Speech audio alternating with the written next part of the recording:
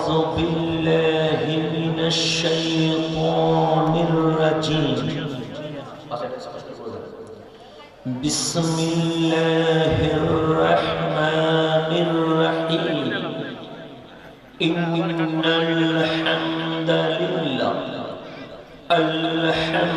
لله رب العالمين الملك المعبود الذي خلق البشر في ألوان مختلفة وجعل الناس شعوبا وقبائل ليعرف بعضهم بعضا وصلاة ربي وسلامه الأتمان الأكملان على من تنور به الوجود سيدنا ونبينا ورؤوفنا ورحيمنا رسول الله الذي أرسله الله للناس كافة بشيرا ونذيرا وسراجا منيرا ورحمة للعالمين وأسوة للخلق جميعا وشفيعا لهم في الدنيا والآخرة وعلى آله الأطهار وأصحابه الأخيار وأتباعه الأبرار إلى يوم الدين محفل শুরুতে সবাই দুরূদ শরীফ পাঠ করব আল্লাহুম্মা সাল্লি আলা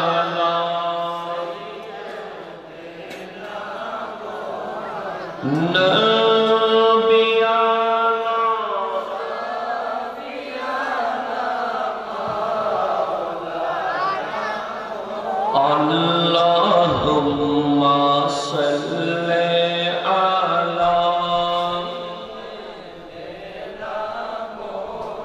nabiyana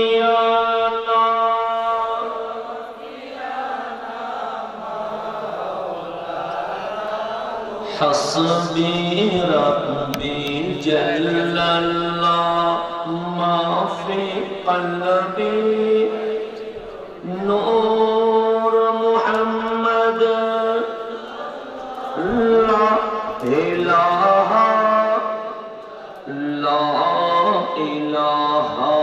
إلا الله لا إله سبحان الله والحمد لله لا إله لا إله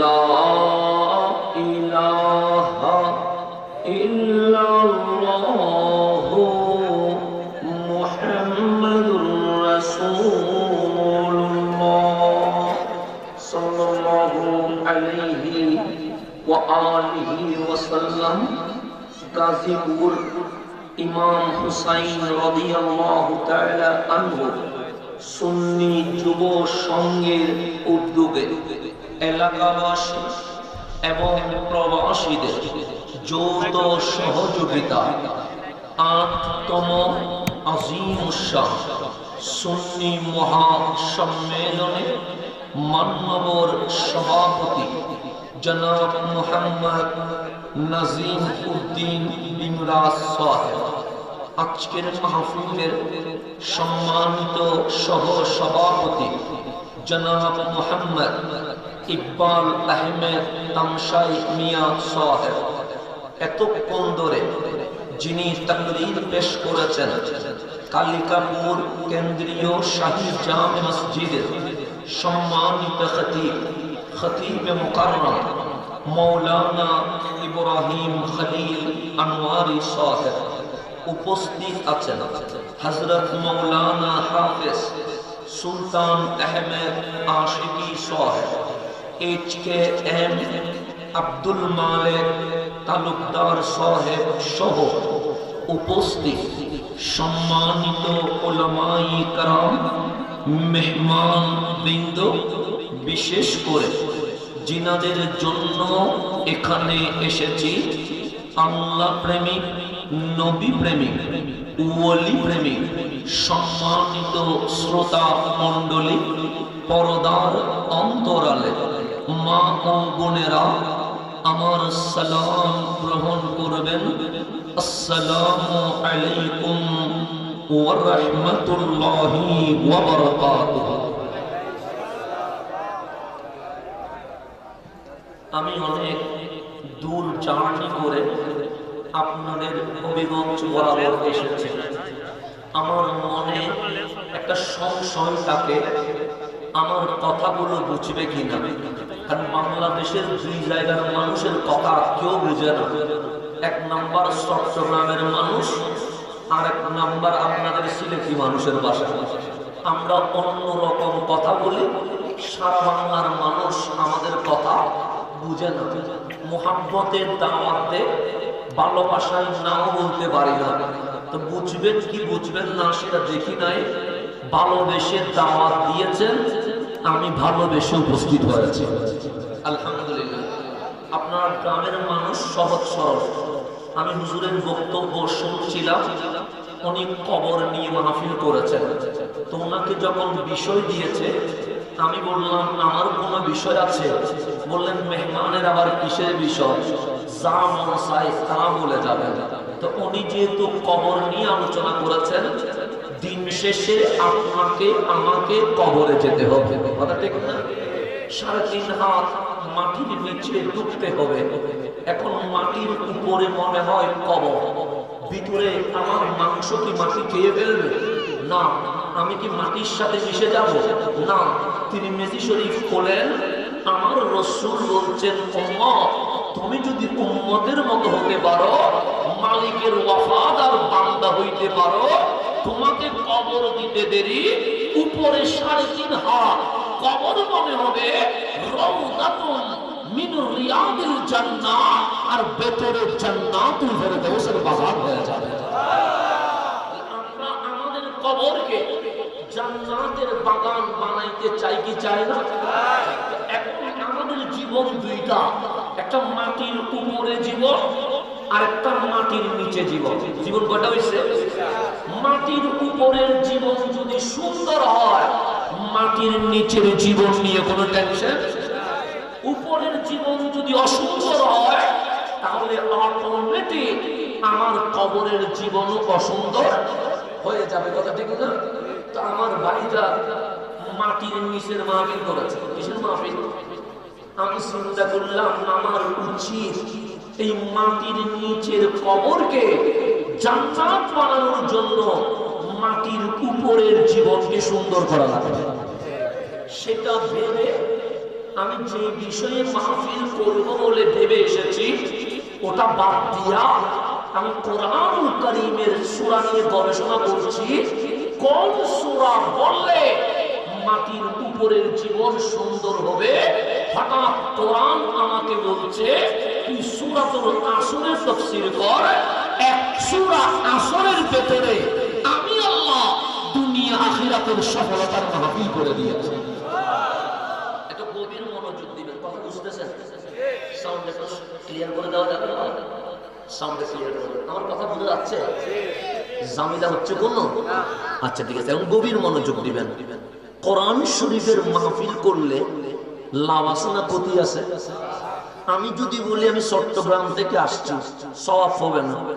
আমি ভাত খাইছি, সওয়াব হবে না। আমি পানি পান করেছি, সওয়াব হবে না। কিন্তু যখন আমি বলবো আলিফ লাম মিম, বলতে কি 1 ঘন্টা লাগিয়ে গেছে? 10 মিনিট লাগছে? 1 মিনিট লাগছে? না। আলিফ লাম মিম, কামলিওয়ালা নবী বলছে উম্মত আলিফ লাম মিম বলতে দেরি, এই শ্রোতা মণ্ডলী শুনতে দেরি, আমার আল্লাহ তোমাদের প্রত্যেকের আমলনামায় 1 শব্দে 10 নেকি, আলিফ লাম মিম 3 শব্দে মালিক 30টা সওয়াব লিখে দিয়ে দিয়েছে। লাভ হইছে না ক্ষতি হইছে? আপনারও লাভ হইছে, আমারও। নবী গো শুধু সওয়াব মিলছে না, তোমাদের জীবনে কি গুনাহ আছে? আমরা বলি নবী গো গুনাহ ছাড়া কোনো মানুষ নাই। কামলিওয়ালা বলে আলিফ লাম মিম শুনতে দেরি, আমার মালিক তোমাদের জীবনের আমলনামায় যে গুনাহ আছে 30টা সগীরা গুনাহ মাফ করে দিয়ে দিয়েছে। লাভ হইছে না ক্ষতি হইছে? শুধু কি তাই? আমার কামলিওয়ালা বলে না, এই মাহফিলকে কেন্দ্র করে সবাই তো আর মাহফিলে আসতে পারে নাই, সবাই তো নামাজ পড়তে পারে না, সবাই তো রোজা রাখতে পারে না, সবাই তো যাকাত দিতে পারে না। কেন? আপনি রাত দিন পরিশ্রম করলে, আল্লাহর রহমত থাকলে ডাক্তার হতে পারবেন, ইঞ্জিনিয়ার হতে পারবেন, লয়ার হতে পারবেন, সচিব হতে পারবেন, আমলা হতে পারবেন, আমেরিকা ইউরোপের প্রবাসী হতে পারবেন। আল্লাহ বলে তুমি চাইলে আমার নবীর উম্মত হইতে পারবা না। মালিক কেন? আল্লাহ বলে ওয়াকাযালিকা জাআলনাকুম উম্মাতাও ওয়াসাতা, আমি আল্লাহ যারে কবুল করি তারই আখেরি নবীর উম্মত হিসেবে কবুল করে ফেলে। আল্লাহ যদি কবুল করে আপনি মুসলমান হবেন, আল্লাহ যদি কবুল করে আপনার কপাল সিজদায় লুটবে, আল্লাহ যদি কবুল করেন আপনি মাহফিলে আসতে পারবেন, আল্লাহ যদি কবুল করেন আমার নবীর শান আপনার আমার মুখ দিয়ে বের হওয়া শুরু হয়ে যাবে। তা আল্লাহ কবুল না করলে জীবনে এই কপাল কখনো সিজদা দিতে পারে? তাহলে অনেকে রাস্তায় দাঁড়িয়ে আছে, অনেকে ফেসবুকে দাঁড়িয়ে ফেসবুক ইউজ করছে, অনেকে সিনেমা দেখছে, আছে না নাই? আমার নবী বলছে তুমিও তো চাইলে রাস্তায় দাঁড়িয়ে থাকতে পারতে, তুমিও তো চাইলে কম্বলের ভেতরে মাথা ঝুঁকিয়ে দিতে পারতে, তুমিও তো চাইলে চায়ের দোকানে আড্ডা দিতে পারতে।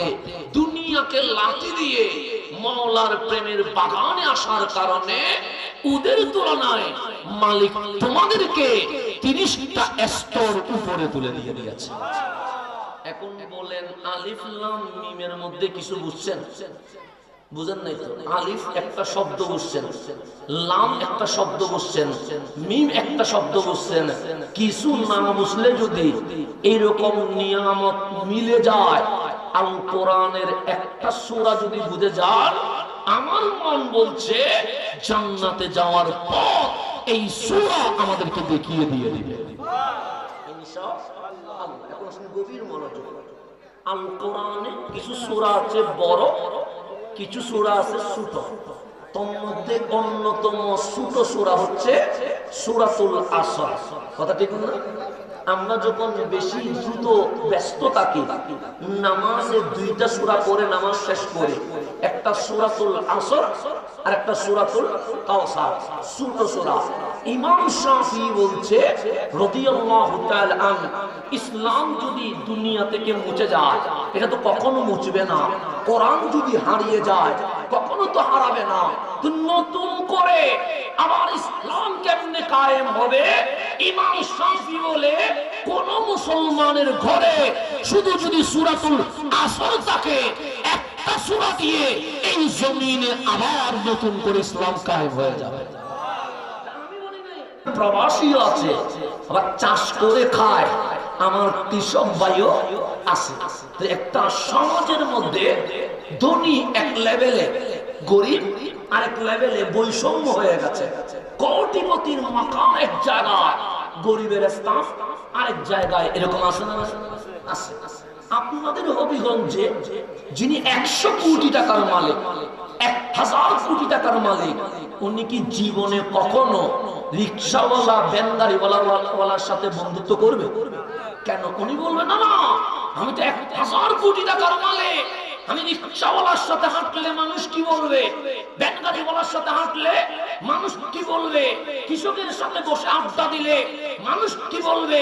সেজন্য বড় বড় কোটিপতিরা এক রাস্তায় হাঁটে না, রিকশাওয়ালার সাথে আড্ডা দেয় না, চায়ের দোকানে বসে না।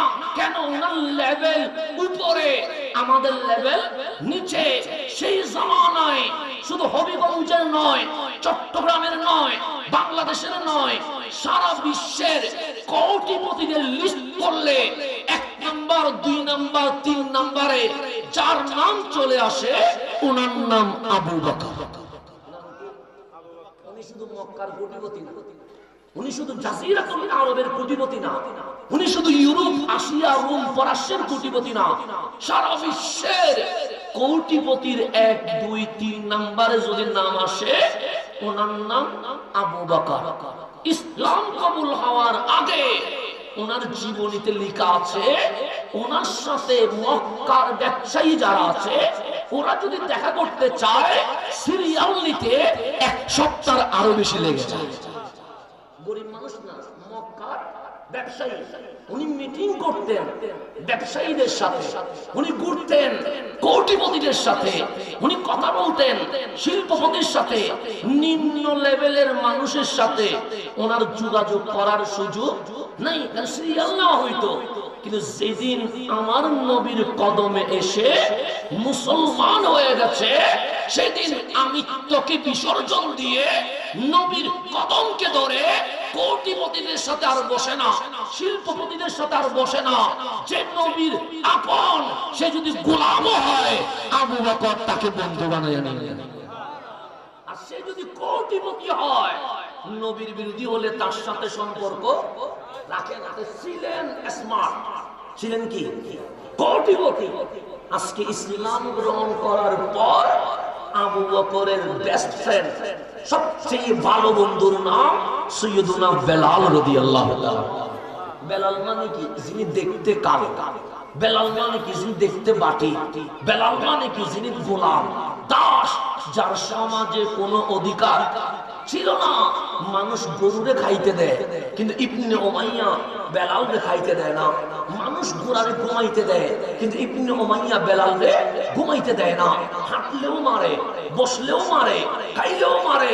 বেলাল খেজুর গাছের বাগানের তলে বসে হাত দুটো তুলে দিয়েছেন, মালিক আমি বেলাল এই মক্কার জমিনে গরু খাইতে পায়, এই মক্কার জমিনে ছাগল খাইতে পায়, এই মক্কার জমিনে ঘোড়া ঘুমাইতে পায়। বেলাল মানুষ হইয়া জন্ম নিয়া খাইতেও পারে না, ঘুমাইতেও পারে না, সারাদিন কাজ করার পরেও মার খায়। এই জমিনে মানুষ হইয়া জন্ম নিয়া বেলাল কি ভুল করেছে? বেলাল কি এই জমিনে মানুষত্বের অধিকার পাবে না? বেলাল বলে সুখের পানি বের হয়ে গেছে, হাত আসমানের দিকে আছে, হঠাৎ চোখ দেখতেছে বাগানের মাঝখান থেকে কে যেন চলে যাচ্ছে। বেলালের মন বলছে, বেলাল দেরি করিস না, মানুষত্বের অধিকার যদি ফিরে পেতে চাস ওই নবীর কদমে চলে যা। বেলাল বলে, আমি বাগান থেকে উঠে গেছি, দৌড় দিলাম, আমার নবীর কদম ধরলাম, ডাক দিয়ে বললাম, নবী গো, আনা বেলাল, আমি বেলাল। মানুষ আমারে গোলাম বলে, কালো বলে মানুষ কথা বলে না, দাস বলে ঘুমাইতে দেয় না। আমারে কি মানুষত্বের অধিকার কেউ দিবে না? আমার কামলিওয়ালা বলে, বেলাল কালিমাটা পড়ো, গোলাম থেকে আমি নবী তোমারে সাহাবী বানায়া ফেললাম। তুমি শুধু কালিমা পড়বা, উপরে তোলার দায়িত্ব কার? আমি নবীর। বেলাল কালিমা পড়তে দেরি ছিলেন গোলাম, হয়ে গেছেন নবীর সাহাবী, হয়ে গেলেন নবীর। নির্যাতন কি হয়েছে তা আপনারা শুনেছেন, আমার সেদিকে যাওয়ার দরকার নাই, যেটা জানেন সেটা বলার দরকার নাই। আমার কামলিওয়ালা বললেন, বেলালকে আজাদ করবে কে? আবু বকর বলেন, নবী গো আমি করব, যত টাকা লাগে আমি দিব। এই বেলালকে গোলাম রাখা হবে না, বেলালকে স্বাধীন করে দেওয়া হবে। সৈয়দুনা আবু বকর 3 গুণ টাকা বেশি দিয়ে বেলালকে মুক্ত করে আনলেন। এখন স্কিন আবু বকর যিনি শিল্পপতির সাথে বসে, কোন আবু বকর যিনি কোটিপতিদের সাথে ঘুরে, কোন আবু বকর যিনি কোটিপতিদের সাথে মিটিং করে। যেদিন বেলাল নবীর কদমে আসছে, সৈয়দুনা আবু বকর নিজের আমিত্ব ভুলে গিয়ে যিনি সুন্দর লেভেলে বসবাস করে, ওই আবু বকর আজ বেলালের সাথে মাটিতে বসে এক প্লেটে খাবার খাওয়া শুরু করে দিয়েছে। ছিলেন কোটিপতি, ছিলেন শিল্পপতি, খাই ডাইনিং টেবিলে, কিন্তু আজকে বেলালের সাথে কোথায় বসে গেছে? মাটিতে প্লেট দুইটা না, বেলালের আলাদা, আবু বকরের আলাদা না, এক প্লেটে বসে এইদিকে বেলাল খাচ্ছে, ওইদিকে আবু বকর খাচ্ছে। তো বেলালের যিনি মুনিব ছিলেন ইবনে উমাইয়া রাস্তা দিয়ে হেঁটে যাওয়ার সময় দেখছে বিশ্বের বড় কোটিপতি, যার সাথে মক্কার ব্যবসায়ী দেখা করতে 1 সপ্তাহ সময় লাগে, সেই কোটিপতি আবু বকর গোলাম বেলালের সাথে হেসে হেসে এক প্লেটে খাবার খাওয়া শুরু করে দিয়েছে। ইবনে উমাইয়া ডাক দিলেন, আবু বকর আফসোস তোমার জীবনের উপরে। কিসের উপরে? তোমার জীবনের উপরে। সৈয়দুনা সিদ্দিক বলছেন, কি বলতে চাও? ও আমার গোলাম ছিল। আবু বকর জানি তো, আমি তো মুক্ত বললাম যে তুমি আমার ওইদিকে আসো, ওর সামনে কথা বলবো না, কোনায় আসো। সৈয়দুনা আবু বকর উঠে কোনায় গেলেন। ইবনে উমাইয়া বললেন, আবু বকর তুমি ছিলে বিশ্বের বড় কোটিপতি, আমরা ইবনে উমাইয়া ক্ষমতাধর হওয়ার পরেও 1 সপ্তাহে তোমার সিরিয়াল পাইতাম না, কোটিপতিরা তোমার সাথে দেখা করার জন্য লাইন ধরতো, কিন্তু এই নবীর কদমে এসে কালিমা পড়ে মুসলমান হয়ে তোমার জীবনটা কোথায় চলে গেল? চিলা সবার উপরে। আজকে আফসোস, আমার গোলাম বেলাল হাঁটতেও তাপ্পর দেয়, বসতেও তাপ্পর দেয়, সারাদিন কাজ করায়, এরকম গোলামের সাথে বসে তুমি খাবার খাচ্ছ। আরে জীবন তোমার লস হয়ে গেছে, জীবন তোমার শেষ করে দিয়েছে, এই নবী তোমার মাথা শেষ করে দিয়েছে। আগে ছিলে 1 নম্বরে নবীর উম্মত হওয়ার কারণে আজ তুমি গরিবের সাথে বসা শুরু করে দিয়েছো। সিদ্দিক তাক দিয়ে বললেন, হে ইবনে উমাইয়া, আমার জীবন লস করি নাই, আমার নবীর কাছে আসার কারণে আবু বকর আফদালুন নাস বাদাল আম্বিয়া হয়ে জান্নাতের মেহমান হয়ে গেছে। এটা সফরা করতেছে কোথায়? খেজুর বাগানের রাস্তা। আমার আল্লাহ ডাক দিলেন, হাবিব আপনার আবু বকর নিজের আমিত্বকে বিসর্জন দিয়ে দিয়েছে। আপনার আবু বকর কোন লেভেলে ছিল, ওই লেভেল থেকে আজ বেলালের সাথে এক প্লেটে খাবার খাচ্ছে। ইবনে উমাইয়া আপনার আবু বকরকে টিটকারি দিয়া বলছে জীবন নাকি লস করে ফেলেছে, আগে ছিল নাকি ভালো, এখন নাকি আপনি নবীর কদমে এসে আমার জীবনটাকে শেষ করে দিয়েছে। হাবিব আবু বকরকে বলেন, আবু বকরের উত্তর দেওয়ার দরকার নাই, আবু বকরের পক্ষে আমি আল্লাহ উত্তর দিব। আমার আল্লাহ আবু বকরের পক্ষে সূরাতুল আসর নাযিল করে দিয়ে দিয়েছে। আওয়াজটা তোমার ক্লিয়ার হচ্ছে না মনে হচ্ছে? হ্যাঁ, সাউন্ডটা একটু ক্লিয়ার করে দেন, আওয়াজটা ক্লিয়ার হচ্ছে না। এখন সে সামনের দিকে যাই, আপনারা শুনতেছেন, বুঝতেছেন এই কথা? আমি চাচ্ছি একটা মানুষ হইলেও যেন কথাগুলো বুঝে, বুঝতে কোনো ঝামেলা হচ্ছে? আমি মাঝখানে ডিস্টার্ব করছি না, বড় করে বলেন, আস্তে করে বলেন, এগুলো বলতেছি না কেন?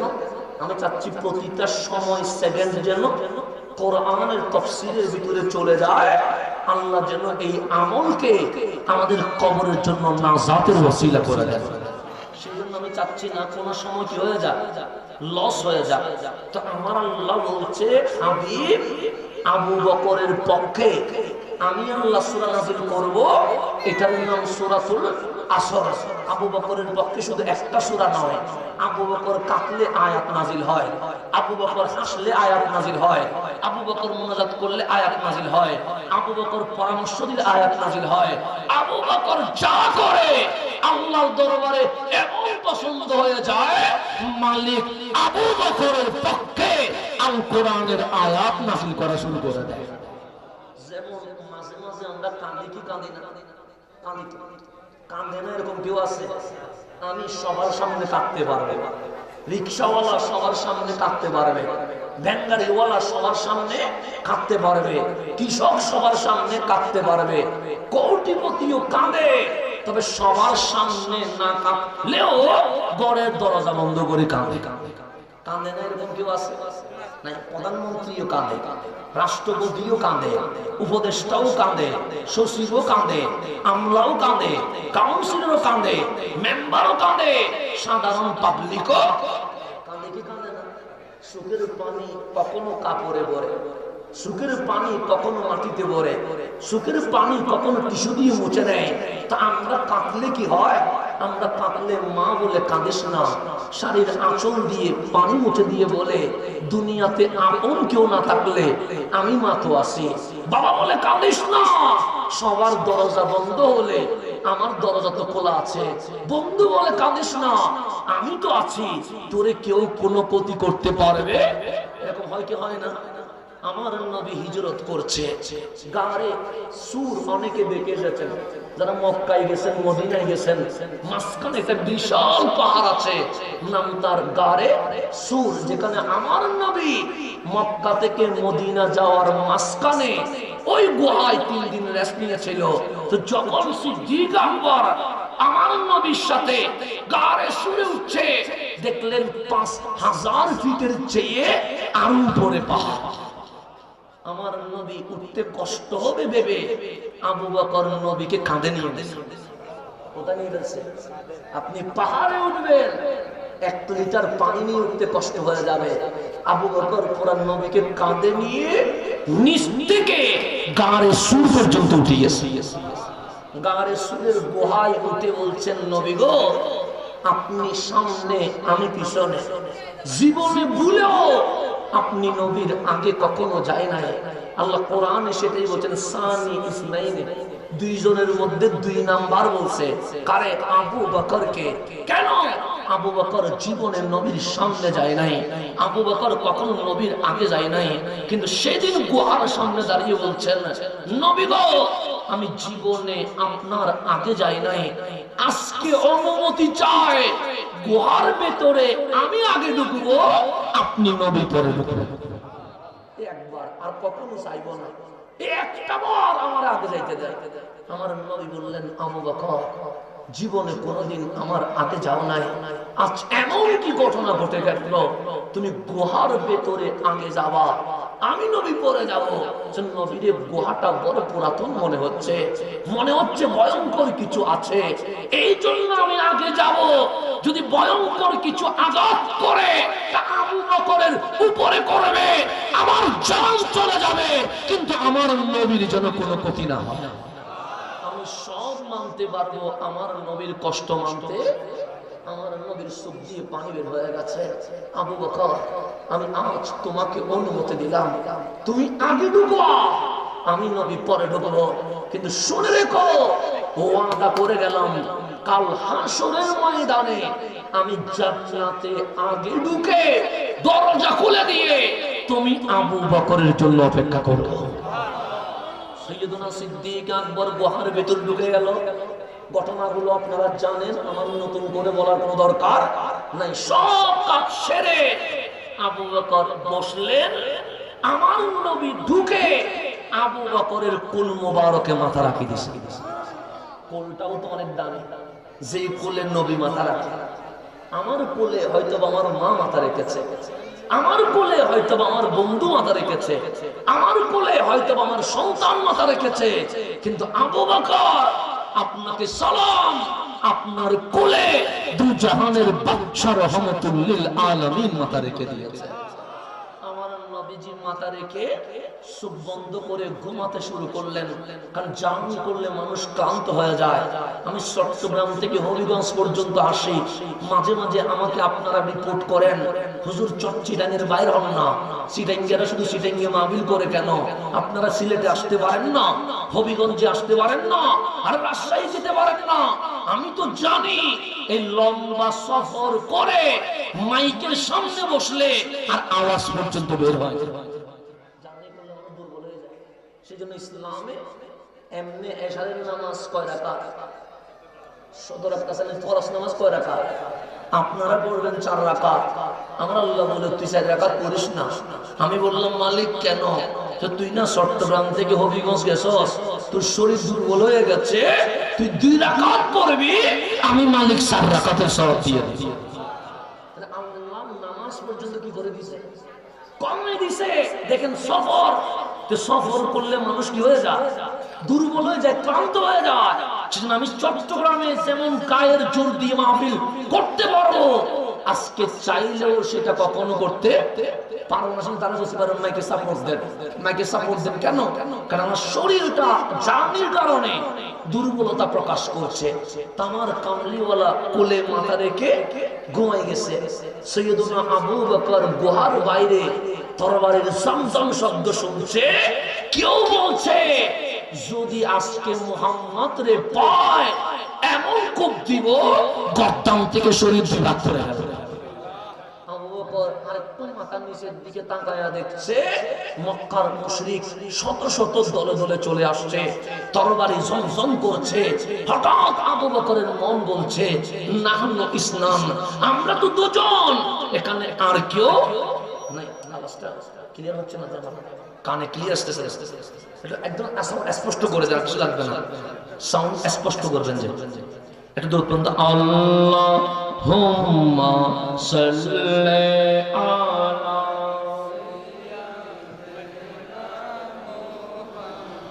নাবিয়ানা। আওয়াজ স্পষ্ট করে দেবেন, আওয়াজটা স্পষ্ট হচ্ছে না। এখন সে সামনের দিকে যায়, গভীরভাবে খেয়াল করবেন। আমার নবী সৈয়দুনা আবু বকরের কোলে আর সিদ্দিক বাহিরে দেখছে শত শত মুশরিক চলে এসেছে, তরবারি ঝনঝন করছে। একজন আরেকজনকে বলছে যদি পায় গর্দান 2 ভাগ করে ফেলবো। উনি ভেতরে দুঃখ বসে ভাবছে নাহনু ইসনান, আমরা তো দুজন, তরবারিও আনি নাই, বোমাও আনি নাই। কারণ আমার নবী আমাদেরকে মারামারি শিখাই নাই, আমার নবী আমাদেরকে মুহাব্বত শিখাইছে। আমরা তো মারামারি করতে আসি নাই, আমরা তো এই জমিনে আল কোরআনের বাণী পৌঁছাইতে আসছি, আমরা কালিমার দাওয়াত দিতে আসছি। কথা ঠিক না? আমি কি এখানে মারামারি করতে আসছি? আমি কি আপনাদের কাছে নিয়ে আসছি বোমা নিয়ে আসছি, লাঠি নিয়ে আসছি? না, কিছুই আনি নাই। কেন? আমার ইসলাম থাপ্পড় দিতে বলে নাই, আমার ইসলাম লাঠি দিতে বলে নাই, আমার ইসলাম গালি দিতে বলে নাই। আমার ইসলাম বলছে তোমার কাজ দাওয়াত পৌঁছানো। হেদায়েতের মালিককে আল্লাহ হেদায়েত দিবে, হেদায়েত আমি দিব না। আমি কাউকে জোর করে মুসলমান বানাইতে পারবো?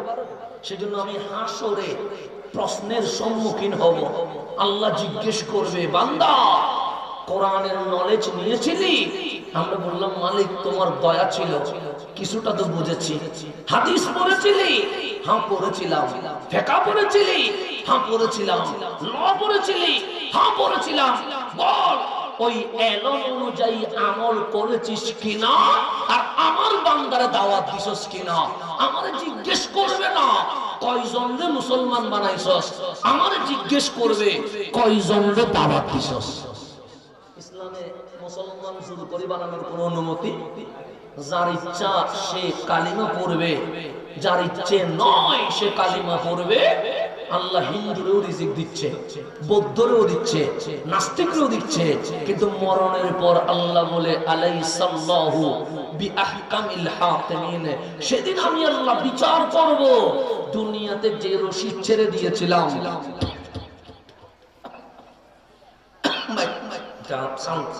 গলা টানতেছে, এটা একটু গলা টানতেছে। এখন আসেন, আপনারা কথা শুনতেছেন, এদিকে যাচ্ছে গলাটা বন্ধ করে দেন। এখন সামনের দিকে যা, গলা ধরতেছে, বুঝছেন? আর কিছু না, সামনের দিকে গভীরভাবে খেয়াল করবেন। তাহলে আমি যেখানে ছিলাম সেখানে চলে যা। আমার প্রশ্ন হবে আমি কয়জনকে দাওয়াত দিয়েছি, কয়জনকে মুসলমান বানাইছি, এই প্রশ্ন আমাকে করা হবে। কেন? হেদায়েতের মালিককে আমরা এখানে মারামারি করতে আসি নাই, হামলা করতে আসি নাই, রক্তপাত করতে আসি নাই। সেই জন্য আমরা বিশ্ববাসীকে বলি, মুসলমানদের ভেতরে মতবিরোধ থাকলে আপনারটা আপনি নিয়ে থাকেন, আমারটা আমি নিয়ে থাকি, কাল কিয়ামতের দিন প্রমাণ হবে কারা হক পথে ছিল। কথা ঠিক আছে না?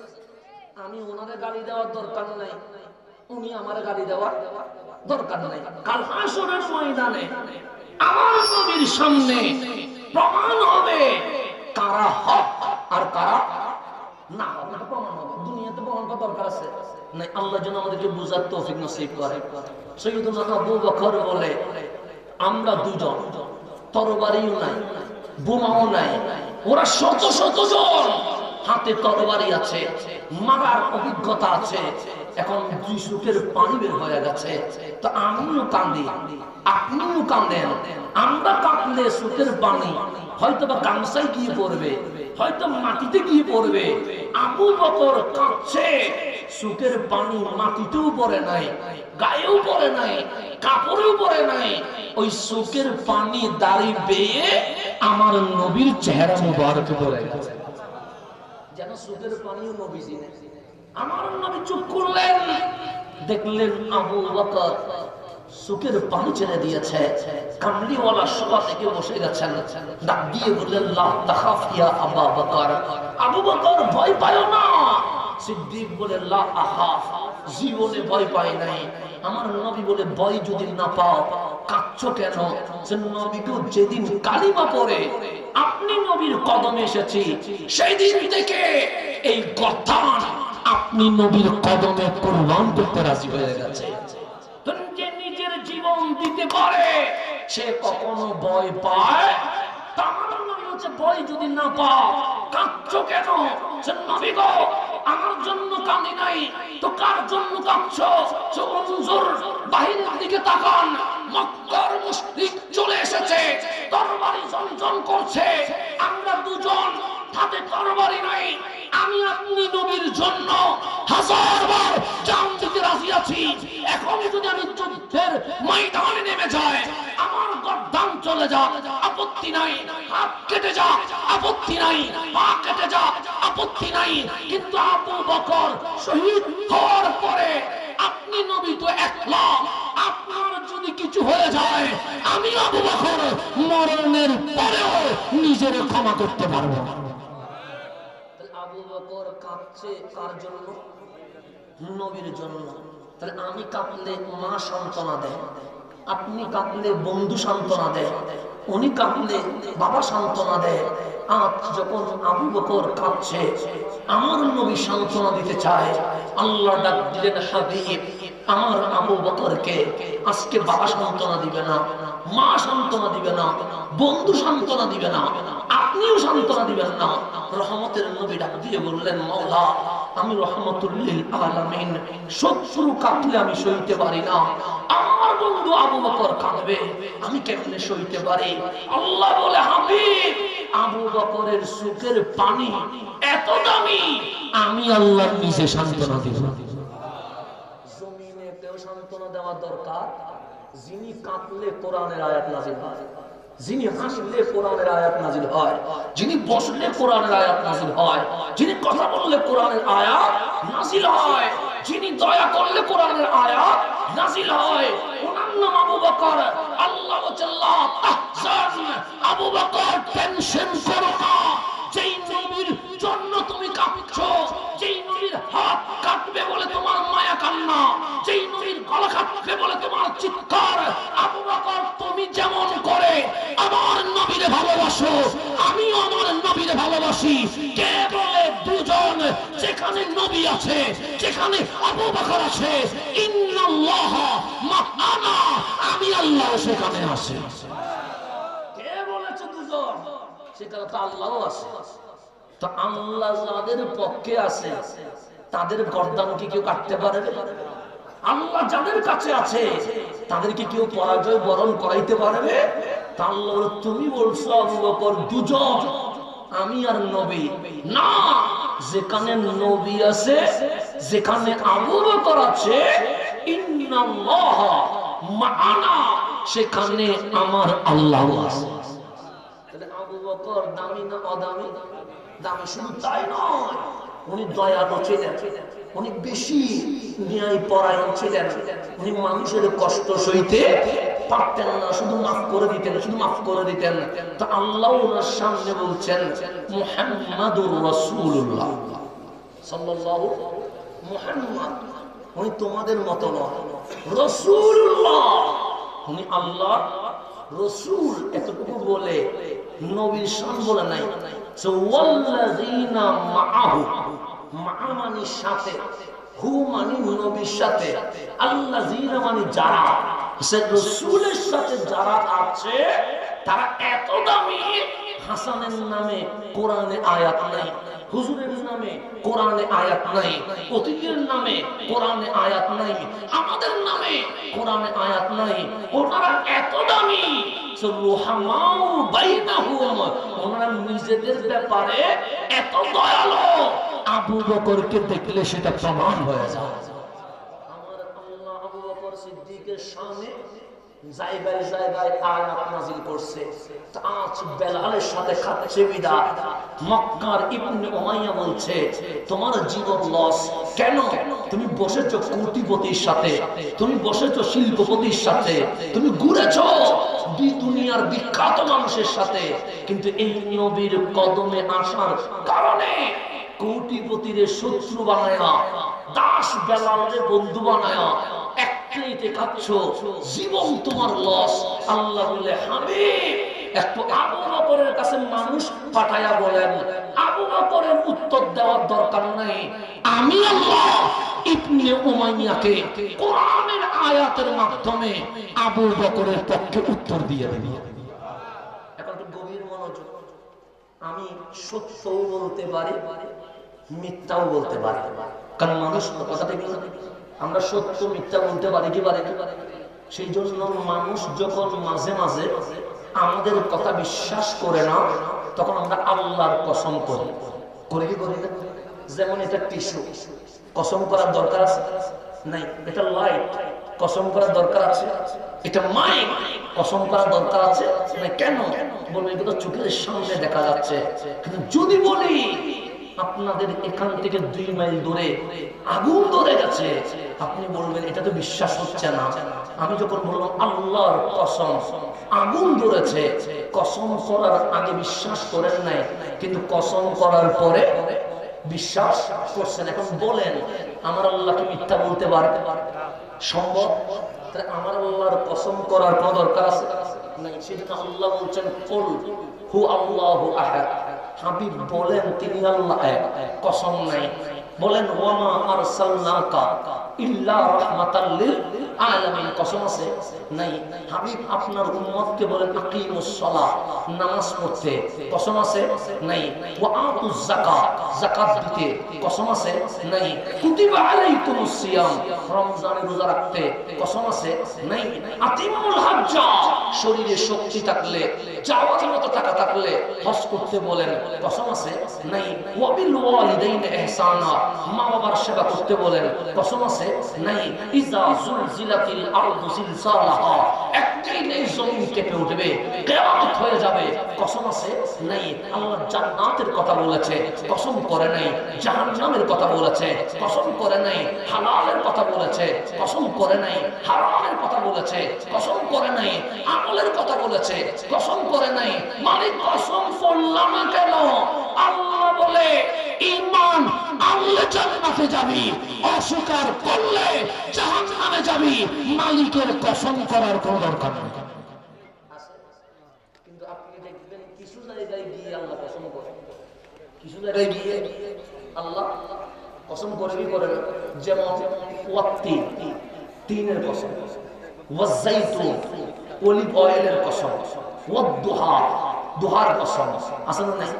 দেখবেন কোরআন করলেন 2টা বেলার কসম আছে, ওয়াল ফাজর, ফজরের কসম। তারপর ওয়াজুহরে আছে, ওয়াজুহরে আছে নাই? ওয়াল মাগরিব আছে নাই? ওয়াল ইশা আছে নাই? 2টা সময়ের কথা আছে। একটা হচ্ছে ওয়াল ফাজরি, ফজরের কসম, একটা হচ্ছে ওয়াল আসরি, আসরের কসম। মালিক আপনি তো কসম করেন না, কারণ আপনি মিথ্যাও বলেন না, অবিশ্বাস্য কথা বলেন না, কিন্তু মাঝে মাঝে কোরআন করলে দেখি আপনি কসম করেন ওয়াল ফজরি ওয়াল আসরি। কারণ কি?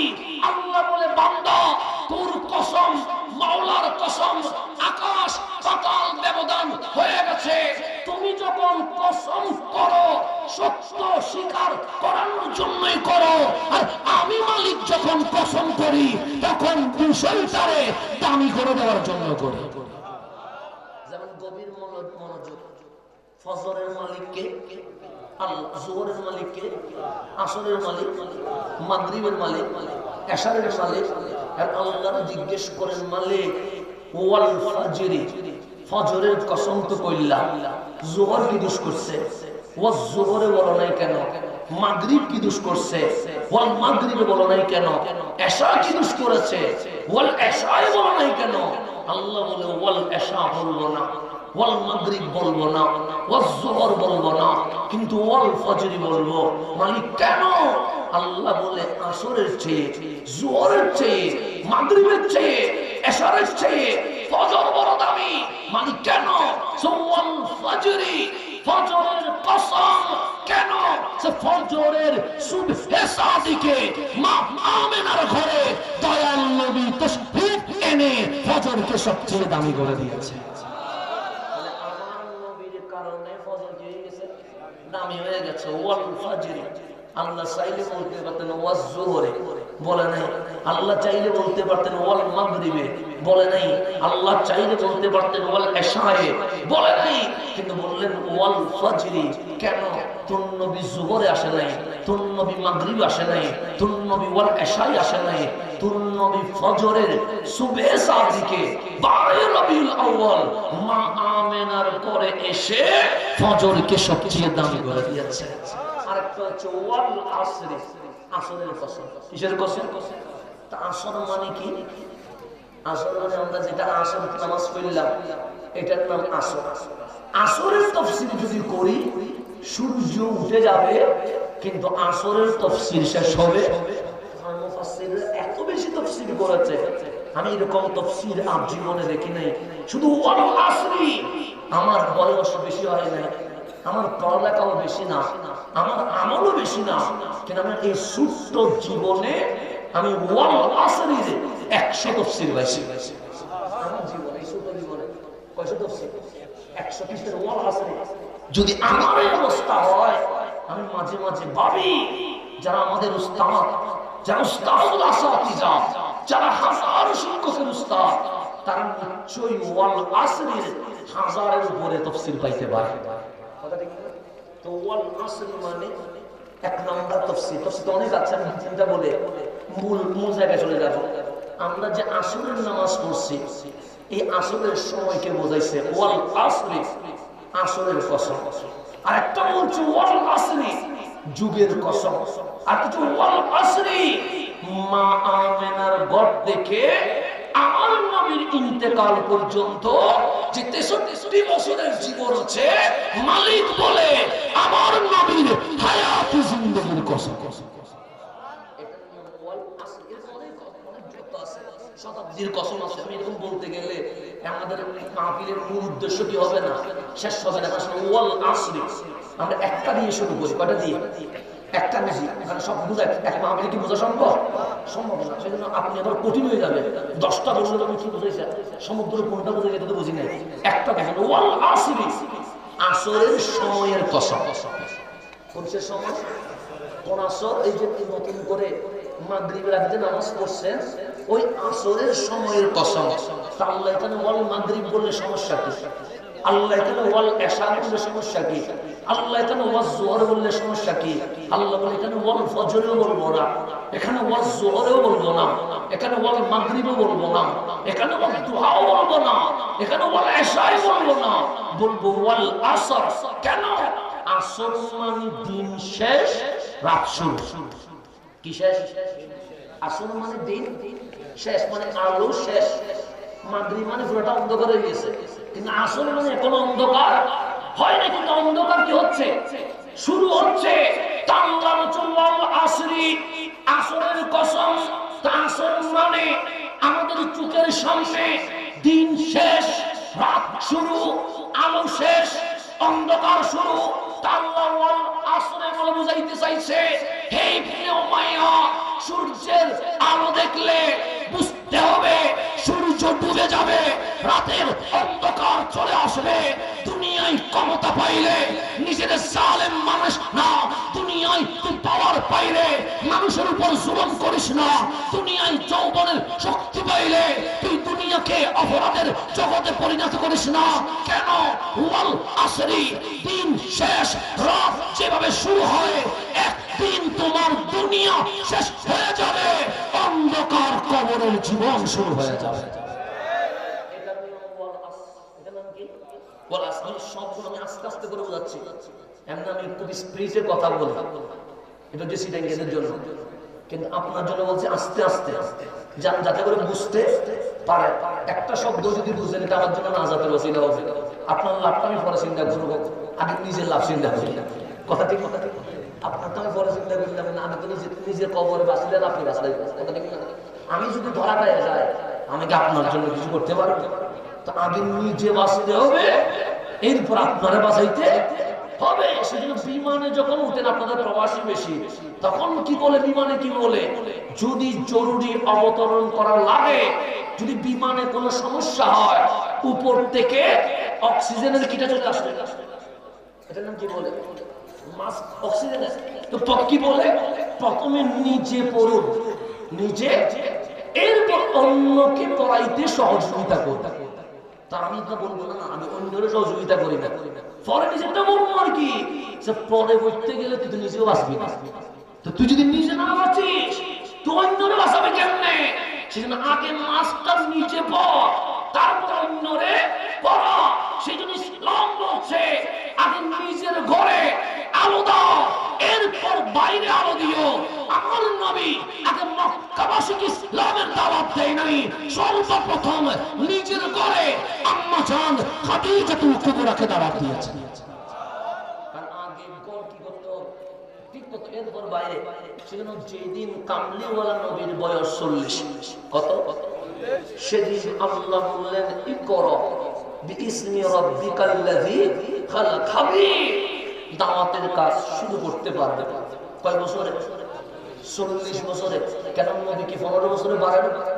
পারে তো। 25 বছরে পারে না? পারে। 30 বছরে পারে না? পারে। তো 40 বছর। আল্লাহর হিকমত কি? আল্লাহ বলেন হাবিব এটার মাঝেও হিকমত আছে। কি হিকমত? মানুষ গুনাহ করে বেশি যৌবনকালে, ঠিক আছে, সিনেমা দেখে যৌবনকালে, মদ খায় যৌবনকালে, জুয়া খেলে যৌবনকালে, মারামারি করে যৌবনকালে, কিশোর গ্যাং করে, বুড়াকালে না, কিশোর কালে। কিন্তু 40 যখন পার হয়, তখন মানুষের ভিতরে ভয় কাজ করে। এক পা তো কবরে ডুবিয়েছে, আরেক পা কখন না কখন ঢুকে। 40 বছর পর মানুষ অটোমেটিক মসজিদের মুসল্লি হওয়া শুরু করে। আমরা যৌবনকালে সিনেমা দেখি, নাটক দেখি, জেনা করি, মদ খাই, মিথ্যা বলি, জুলুম করি, যা ইচ্ছা। বাবা বুঝাইলে বলি সময় আছে তো, মা বুঝাইলে বলি সময় আছে তো, বন্ধু বুঝাইলে বলি সময় আছে তো, বক্তা বুঝাইলে বলি আরে বয়স যাক না, ভালো হবো। 40 বছরের আগে মানুষ গুনাহ করে, পাপ করে, অপরাধ করে, কিন্তু 40 শেষ, মানুষ অটোমেটিক ভালো হয়ে যায়। সেজন্য আমার নবী বলছে মালিক সবচেয়ে বেশি যৌবনকালের ইবাদত পছন্দ করে। কন্ট্রোল করতে নফস আছে তো নাকি, গুনাহ সিনেমার দিকে টানে, নাটকের দিকে টানে, জানার দিকে টানে। 90 মিনিট ফুটবল খেলা দাঁড়ায় দেখতে দেখতে দেখতে পায়ে ব্যথা করে না, কিন্তু তারাবির নামাজে ঢুকলে এক রাকাতে 10 মিনিট দাঁড়াইলে পা ব্যথা করা শুরু করে। তারাবির নামাজে ব্যথা করে, কিন্তু ফুটবল খেলা ব্যথা করে না। এটা কোন কারণ? ফুটবল খেলা দেখলে ব্যথা করে না, তারাবির নামাজে ব্যথা করে। কারণ কি? কারণ হচ্ছে গুনার সময় শয়তান মজা লাগায়, দেখ দেখ আরাম লাগায়, কিন্তু জান্নাতে যাওয়ার যে কাজ ওই কাজে শয়তান কষ্ট দিতে চেষ্টা করে, ডিস্টার্ব করতে চেষ্টা করে। তো যৌবনকাল কন্ট্রোল করা বড় কঠিন।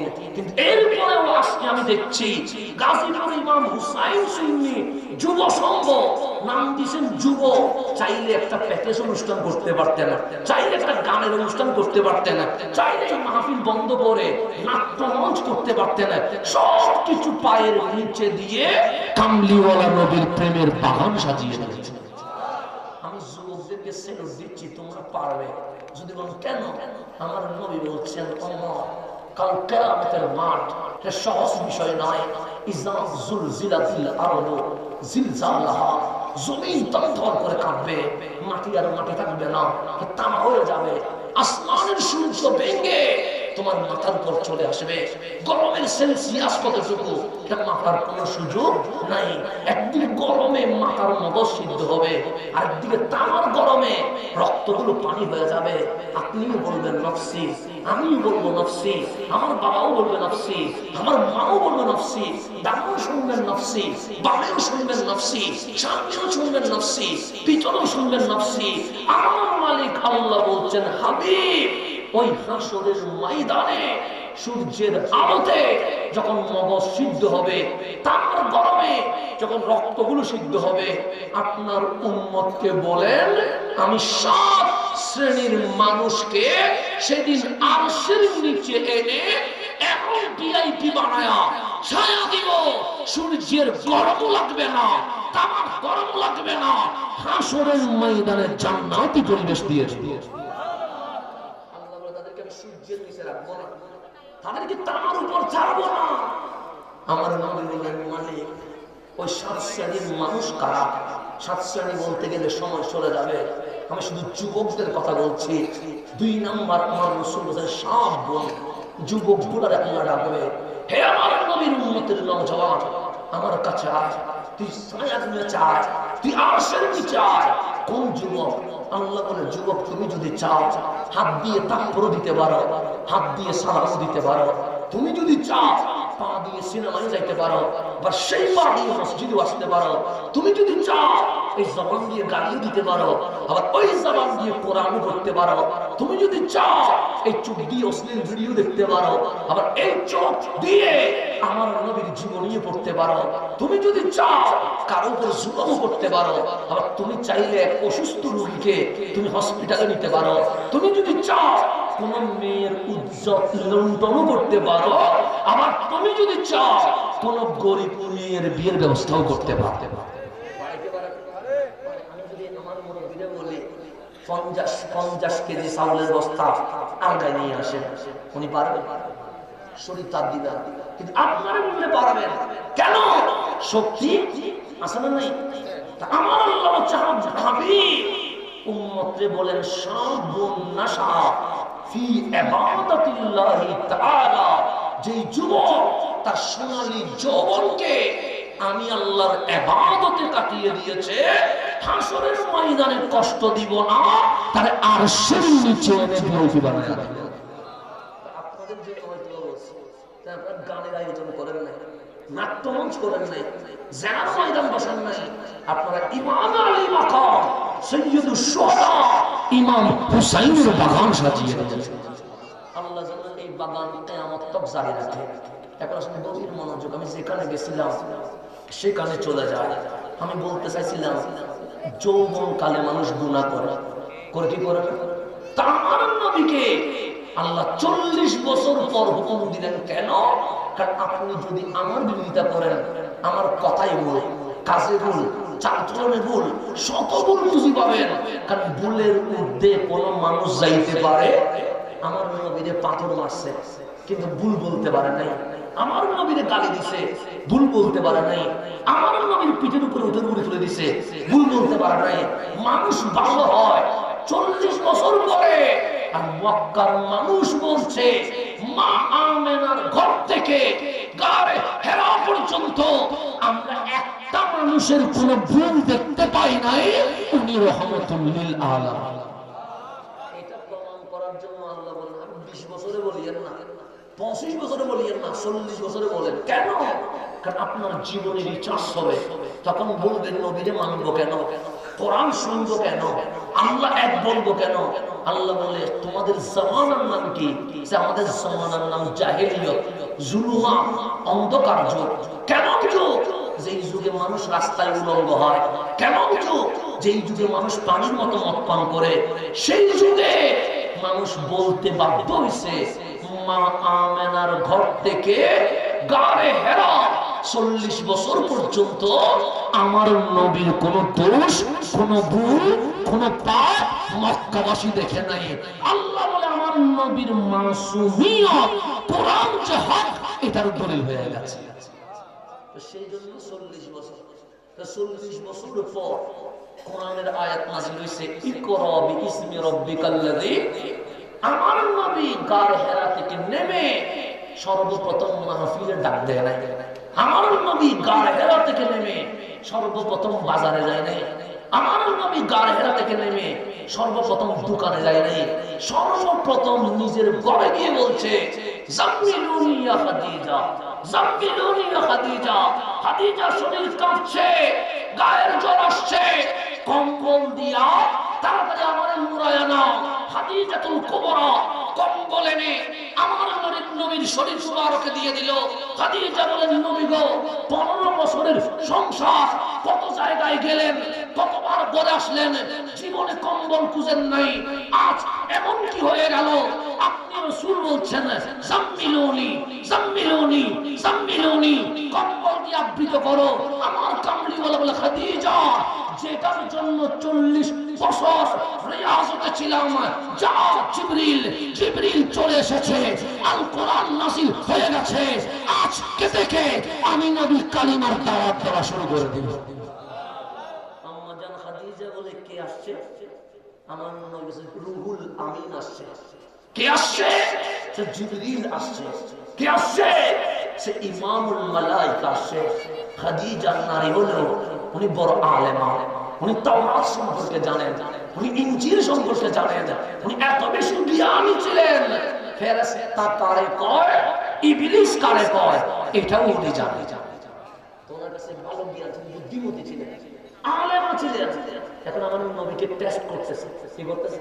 টেস্ট। কি রকম টেস্ট?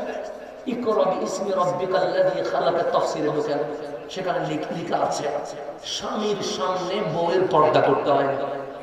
স্বামীর সামনে বউকে পর্দা করতে হয়, হয় না? কিন্তু আম্মা জান খাদিজা বলছে নবী গো, আপনার কাছে কে আসছে? সে জিবরিল আসছে। আম্মা জান খাদিজা নেকাব করে আসছে। স্বামীর সামনে নেকাব করার কোনো দরকার নাই, কিন্তু নেকাব করে এসে বললেন নবী গো, যে জিবরিল রে আপনি গার হেরায় দেখছেন, ওনারে কি এখন দেখা যায়? আমার নবী উপরের দিকে তাকায়া বললেন হ্যাঁ খাদিজা, ওই তো দেখা যাচ্ছে। আম্মা জান খাদিজা নেকাব সরালেন, সরাইয়া বললেন নবী গো, দেখেন তো এখন দেখা যায়নি, কামলিওয়ালা মুখ তুলে দেখেন দেখা যায় না। আবার হিজাব করলেন, সে নবী গো দেখা যায়। আমার নবী উপরে তাকায়া বলেন হ্যাঁ দেখা যায়। আম্মা জান খাদিজা নেকাব সরালেন, সে এখন দেখা যায়নি। আমার নবী বললেন না এখন দেখা যায় না। আবার হিজাব করলেন, আমার আম্মা জান খাদিজা বলে নবী গো দেখা যায়। আমার নবী বললেন হ্যাঁ খাদিজা, জিবরিল দেখা যায়। আবার নেকাব সরালেন, সে এখন দেখা যায়নি, সে দেখা যায় না। 3 বার জিজ্ঞেস করার পর আম্মা জান খাদিজা বলছে লা শাক্কা ওয়ালা রাইবা, কোনো সন্দেহ নাই, কোনো সন্দেহ নাই, আপনি রাসূল, আমি খাদিজার আর প্রমাণের দরকার নাই। লা ইলাহা ইল্লাল্লাহ মুহাম্মাদুর রাসূলুল্লাহ সাল্লাল্লাহু আলাইহি ওয়াসাল্লাম বলে আম্মা জান খাদিজা সর্বপ্রথম মুসলমান হয়ে গেছে। প্রথম আর কিছু চাইনি। আমার নবী বলে খাদিজা তুমি নেকাব পড়লার করলাম, কি বুঝলাম? এটা নিয়ে বুঝে গেছি আপনি নবী। সে কারণে কি? নবী গো, আমি যখন নেকাব পড়ছি তখন তো জিবরিল ছিল, হ্যাঁ ছিল। নেকাব যখন পড়ছি তখন তো জিবরিল নাই, না নাই। আমি 3 বার বললাম কেন জানেন? যতবার নেকাব পড়া ততবার জিবরিল আছে, যতবার নেকাব খোলা ততবার জিবরিল নাই। তার মানে প্রমাণ হচ্ছে যদি এটা জিবরিল না হইয়া শয়তান হতো, ইবলিস হইতো। নেকাব যখন খুললাম ইবলিস বেহায়া হয়, তার লজ্জা থাকে না, অশ্লীল হয়। নেকাব খুললে ইবলিস হইলে পালাইতো না, হাসি হাসি দেখতো, কিন্তু ইবলিস নয় বলে নেফাক খুলতে দেরি, লজ্জায় জিবরিল চলে গেছে। সুতরাং বুঝেছি যে শয়তান নয়, ইমামুল মালাইকা আপনার কাছে এসে গেছে, আপনি নবী, এতে কোনো সন্দেহ নাই। আম্মা জান খাদিজা আজ পর্যন্ত কিয়ামত পর্যন্ত বিশ্ব মুসলমানের নারীদেরকে মেসেজ দিচ্ছে, আজ পরকীয়া বেড়ে গেছে, আজ অশান্তি বেড়ে গেছে, আজ তালাকের সংখ্যা বেড়ে গেছে, আজ ব্যভিচার বেড়ে গেছে, আজ ধর্ষণ বেড়ে গেছে, আজ ইফতিজিং বেড়ে গেছে। আম্মা জান খাদিজা বলছে, হে মুসলিম নারী, তোমার ঘরে অশান্তি হওয়ার পিছনে, তোমার ঘরে পরকীয়া হওয়ার পিছনে, তোমার ঘরে সেনানি বিচার হওয়ার পিছনে, তোমার ঘরে আসাদ হওয়ার পিছনে একটা কারণ, যেদিন মুসলমান পর্দা ছেড়ে দিয়েছে, সেদিন রহমতের ফেরেশতা বের হয়ে গেছে, তার ঘরে শয়তান বাসা বেঁধেছে। যেদিন আমার মা বোন কি হয়ে গেছে, নির্লজ্জ হয়ে গেছে, বেহায়া হয়ে গেছে, অশ্লীল হয়ে গেছে, যেখানে পর্দা নাই সেখানে ফেরেশতা, ফেরেশতা যেখানে নাই সেখানে বরবাদ দেখে শয়তান, যেখানে শয়তান ঢুকে সেখানে শান্তি থাকবে।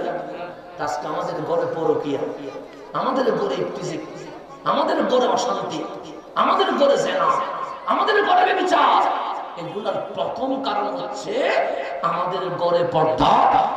আম্মা জান খাদিজা বলে, আবার পর্দা করা শুরু করো, শয়তান পালিয়ে যাবে, রহমতের ফেরেশতা তোমার ঘরে ঢুকবে, দেখবে দুনিয়াটাও জান্নাতের বাগান হয়ে যাবে। তাহলে পর্দার দরকার আছে না? আছে। সর্বপ্রথম মুসলমান হয়ে গেছে আম্মা জান খাদিজাতুল কুবরা রাদিয়াল্লাহু তাআলা আনহা। আমার নবীর ঘরে 9 বছরের এক কৈশোর রয়ে গেছে, নাম তার আলী, যিনি আমার নবীর আপন চাচাতো ভাই। কামলিওয়ালা বললেন, আলী আমি রহমাতুল লিল আলামিন, কালিমা পড়বানি। আলী বলে, আমি যদি কালিমা না পড়ি পড়বে কে? মাওলা আলী বললেন, লা ইলাহা ইল্লাল্লাহ মুহাম্মাদুর রাসূলুল্লাহ। আমার কামলিওয়ালা ঘর থেকে বের হলেন, দেখলেন আমার নবীর যৌবনের সঙ্গী, আমার নবীর কৈশোরের সঙ্গী, আমার নবীর বাল্যকালের সঙ্গী আবু বকর চলে যাচ্ছে। আমার নবী ডাকলেন, ইয়া আবু বকর, আবু বকর তাআল, এদিকে আসো, একটা কথা শুনবানি। আবু বকর বলে, এক কথা কেন, 1000 কথা শুনতে রাজি আছি। নবী গো, আমি সূর্যের কিরণ দেখেছি, চোখ বলে সূর্য দেখবো না। আমি চাঁদের মিটিমিটি হাসি দেখেছি, চোখ বলে চাঁদ দেখবো না। আমি তারকারাজি ঝিকিমিকি দেখেছি, চোখ বলে তারকারাজি দেখবো না। আমি সমুদ্রের ঢেউ দেখেছি, চোখ বলে সমুদ্রের ঢেউ দেখবো না। আমি গাছ গাছালির সেই সুন্দর ছায়া সবুজ শ্যামল বাগান দেখেছি, চোখ বলে বাগান দেখবো না। আমার নবী বলে, আবু বকর তোমার চোখ কি দেখতে চায়? আবু বকরের দুটো চোখ থাকবে, এই চোখ দিয়ে শুধু আমার নবীকে দেখতে থাকবে, আমি দুনিয়াতে আর কিছু দেখবো না। বাবার নবীর পাগল হয়ে যান, এই কলবের নবী বসান, এই কলবের নবী বসান। আজকের নওজওয়ান বড় ইসলাম প্রেমিক, আজকের নওজওয়ান ইসলামী খেলাফত চায়, কিন্তু নবী তো চিনতে পারে নাই। সেজন্য নবীর সামনে মাঝে মাঝে বেয়াদবি করে, সেজন্য নবীকে তার মতো মনে করে, সেজন্য নবীকে মরা পোষা মনে করে। এই নবীর ব্যাপারে অশুদ্ধ আকীদা রেখে হাজার মাঠে নামলেও ইসলামের বিজয় কখনো সম্ভব হবে না। আপনারা সিলেটে বসে বেশি বুঝবেন, বাবা শাহ জালাল শাহ পরান অস্ত্র নিয়ে নামে নাই, বোমা নিয়ে নামে নাই, কেবল অস্ত্র নিয়ে নামে নাই। এই বাংলার জমিনে বাবা শাহ জালাল যখন এসেছিল, তখন এখানে গোবিন্দ ছিল, এখানে রাম শ্রীরাম ছিল, কিন্তু বাবা শাহ জালাল অস্ত্র নিয়ে আসে নাই, বোমা নিয়ে আসে নাই, এটেম বোমা নিয়ে আসে নাই। আমার নবীর প্রেম নিয়ে এই বাংলার জমিনে ডুবতে দেরি, নবীর প্রেমের নূরে হিন্দুর ছেলে আজ মুসলমানের সন্তানে পরিণত হয়ে গেছে। বাবা শাহজালালের কি অস্ত্র ছিল? নাসিরউদ্দিন সিপাহসালার কি বোমা ছিল? কি নিয়ে এসেছে? রহমত নিয়ে এসেছে। কোন রহমত? কামলিওয়ালা রহমত। আপনার সিলেটবাসীর বড় ভাগ্যবান। নাসিরউদ্দিন সিপাহসালার মাজার কোথায়? কত কিলোমিটার দূরে? হ্যাঁ 15-20 কিলোমিটার দূরে, কথা ঠিক না? শাহজালালের সঙ্গী জন কি আপনারা তো জানেনও না। নাসিরউদ্দিন সিপাহ সালামীকে জানেন? উনি শুধু বললেন বাবা শাহজালালের সেনাপতি তো বললেন, জানেনও না এই জমিনের প্রথম আওলাদ রাসূল, নবী বংশের ফুল উনি নাসিরউদ্দিন সিপাহ সালামী। এই জমিনের প্রথম আওলাদ রাসূল। এই জমিন এসেছেন বাংলার জমিন, শুধু সিলেটের জমিন না, হবিগঞ্জের জমিন। আপনি পড়েন বাবা শাহজালালের সেনাপতি হইয়া যে নাসিরউদ্দিন সিপাহ সালামী এই জমিনে ঢুকেছেন। বাংলার ইতিহাস পড়েন আর আমার নবীর আওলাদের লিস্ট নেন, তখন দেখবেন সর্বপ্রথম নবীর পরিবারের সদস্য আওলাদ রাসূল এই বাংলার জমিনে ঢুকেছে, উনি সৈয়দ নাসিরউদ্দিন সিপাহ সালামী। ভগবান আপনার হবিগঞ্জের মানুষ আওলাদ রাসূল পাইছে, তাও প্রথম আওলাদ রাসূল কোন জমিনে? বাংলার জমিনে প্রথম আওলাদ। এরপরে অনেক আওলাদ রাসূল এখানে আসছে, এরপর আসছে, কিন্তু নাসিরউদ্দিন সিপাহ সালামীর আগে এই জমিনে কোন আওলাদ রাসূল আসে না। এই জমিনে আওলাদ রাসূল প্রথম আসছে, উনি নাসিরউদ্দিন সিপাহ সালামী। কত ভাগ্যবান আপনারা! আপনাদের তো উচিত ওয়াইস আল-কারনির মতো আশিক রাসূল হওয়া, আপনাদের তো উচিত সিদ্দিক আকবরের মতো নবীর প্রেমের বাগানের ফুল হওয়া, আপনাদের তো উচিত ফারুক আজমের মতো হাসতে হাসতে আমার নবীর জন্য জান দিয়ে দেওয়া, আপনাদের তো উচিত উসমান আজম নুরাইনের মতো, মাওলা আলীর মতো নবী প্রেমে উজ্জীবিত হয়ে যাওয়া। কেন? কারণ আপনারাই হবিগঞ্জের মানুষ, এই জমিনে সর্বপ্রথম আওলাদ রাসূল পেয়ে গেছে। এই নিয়ামতের শুকরিয়া আদায় করতে পারবেন? এই নাসিরউদ্দিন সিপাহ সালামী আসার পরে এই জমিনে কখনো চট্টগ্রামে, কখনো সিলেটে, কখনো রাজশাহীতে এভাবে করে আওলাদ রাসূলরা ঢুকেছেন বিভিন্ন প্রান্ত থেকে।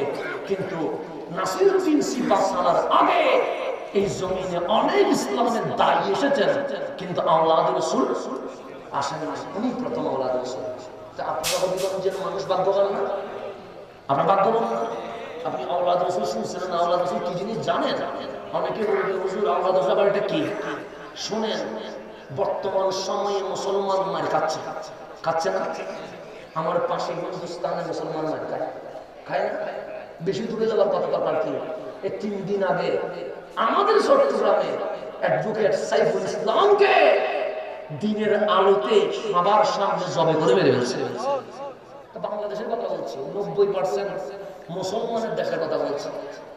90% মুসলমানের দেশে মুসলমান নিরাপদ নাই, তো নিরাপদ আছে কোথায়?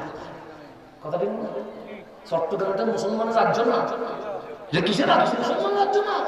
সেখানে আদালত চত্বরে রাতের অন্ধকারে নয়, দিনের আলোতে সবার সামনে ছুরি দিয়ে কি করে দিচ্ছে? জবে করে দিচ্ছে। তো যেখানে আপনার ভাই আমার ভাই ইশাক জালালের জমিনে নিরাপদ নাই, সেখানে অন্য কোথাও মুসলমান নিরাপদ আছে? ফিলিস্তিনে মুসলমান মার খায়, বৈরুতে মুসলমান মার খায়, লেবাননে মুসলমান মার খায়, এই মায়ানমারে মুসলমান মার খায়, হিন্দুস্তানে মুসলমান মার খায়, চাইনাতে মুসলমান মার খায়। মার খাচ্ছে না এমন কোন জায়গা? আমার নবী বললেন আখিরি জামানা, কিয়ামতের আলামত হচ্ছে মুসলমান মার খাবে। কেন মার খাবে? দোষ মুসলমানের। কি কারণে? সে উপরে মুসলমান কিন্তু ভিতরে তার ঈমান ঠিক আমি উপরে মুসলমান কিন্তু ভিতরে ঈমান ঠিক আছে না। কেমনে বুঝবেন? বুঝেন না? মাঝে মাঝে ফুটবল খেলা হয় না? এই 2 বছর আগে মনে হয় ফুটবল খেলা হয়েছে, আমি নিজের চোখে দেখছি, কানে শুনে নাই। কানে শুনলে বলতে আমি মিথ্যা শুনছি, আমি নিজের চোখে দেখছি। তুমি আইনাইয়া এই 2 চোখ সাক্ষী। যখন ফুটবল খেলা চলতেছে 2 বছর আগে, তখন শীতের মৌসুম ছিল, ঠিক আছে? শীতকাল, আমি নিজের চোখে দেখছি। যখন ব্রাজিল আর্জেন্টিনার খেলা চলতো, মাহফিলের 10 জন বুঝি পাইতাম না। অনেক মাহফিল আমাদের ক্যান্সেল করতে হয়েছে ব্রাজিলের খেলার কারণে, আর্জেন্টিনার খেলার কারণে। যেদিন ফাইনাল খেলা চলছে সেদিন বাংলাদেশে কোথাও মাহফিল হয় নাই, কোথাও মাহফিল হয় নাই। যেদিন টিকা চলতেছে ফাইনাল খেলা, শুধু আমরা মাহফিল ছিল একটা নারায়ণগঞ্জে। ওরা বলতেছে হুজুর খেলা তো 9টা থেকে শুরু হয়ে যাবে, আমি মাহফিল শুরু করবো 9টা থেকে। খেলা 9টা থেকে শুরু হয়, 9টা থেকে বলছে একজন মানুষ তো খুঁজে পাবেন না, যে আমার একজন না, আমার 313 জন দরকার। আর বেশি লাগবে 313 জন। মাহফিল কমিটি হচ্ছে আমাদের কমিটির মধ্যে তো অনেকে কালার চলে যাবে, আপনারা 313 জন দেখে দিব, আমাদের কমিটির লোক চলে যাবে কোথা, আপনারা বসাই দেওয়া যাচ্ছে, আমি আপনাকে 313 জন কোথা দিয়ে দিব। আমি বললাম তোমারে দিতে পারবে না, আমার মালিক ব্যবস্থা। আমি 9টা মানুষ বলতেছি, শুধুমাত্র আমার মালিক ছিল না, মালিক ছিল না। তা আমি দেখছি শীতের মৌসুমে চট্টগ্রাম থেকে যেদিকে গেছি রাস্তায় রাস্তায় বিশাল বিশাল গ্যালারি নিয়ে গেছি। আপনাদের অভিজ্ঞতা দিয়েছে না, রাস্তার মধ্যে বিশাল কি গ্যালারি ছিল না, ছিল। আমি শুধু দেখছি খেলা শুরু হচ্ছে রাত 12টা, শীতে এমন শীত, প্যান্ডেল দিয়ে টপ টপ করে বৃষ্টির মতো কি করতেছে, পানি পড়তেছে, বৃষ্টির মতো পানি। মাহফিলে 10 জনও বুঝতে পারছি না, মাহফিলে 10 জন নাই। কিন্তু আশ্চর্য কথা যে 12টায় যখন মাহফিল শেষ করে রওনা হইছি, ওই বিশাল গ্যালারির সামনে শুধু যুবক না, বুড়া মানুষ শুধু দাঁড়ায় আছে। কি মানুষ? যাদের নামাজ হইতে সিয়ার লাগে, কি লাগে, ওনারা দাঁড়ায় আছে কোথায়? গ্যালারির সামনে। 12টায় শুরু হয়েছে গেল, তাহলে 45 মিনিট কত, মাঝখানে বিরতি পাবে 15 মিনিট, কত হইল?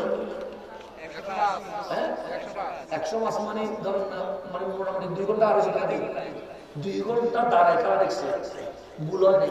তাহলে 12টা থেকে কয়টা হইল? 2টা। 12টা থেকে ভুল হয় নাই। এখন আবার শুরু হয়েছে 30 মিনিট, আবার কয় মিনিট? 30 মিনিট। তারপরে ভুল হয় নাই, কয়টা বাজছে? আড়াইটা যখন বাজে গেছে, এখন সিদ্ধান্ত হবে ওই 5টা মারলে, যেটার নাম কি বলে, যে প্লান্টিং মারবে। এখন সিদ্ধান্ত হচ্ছে প্লান্টিং চলে যাবে।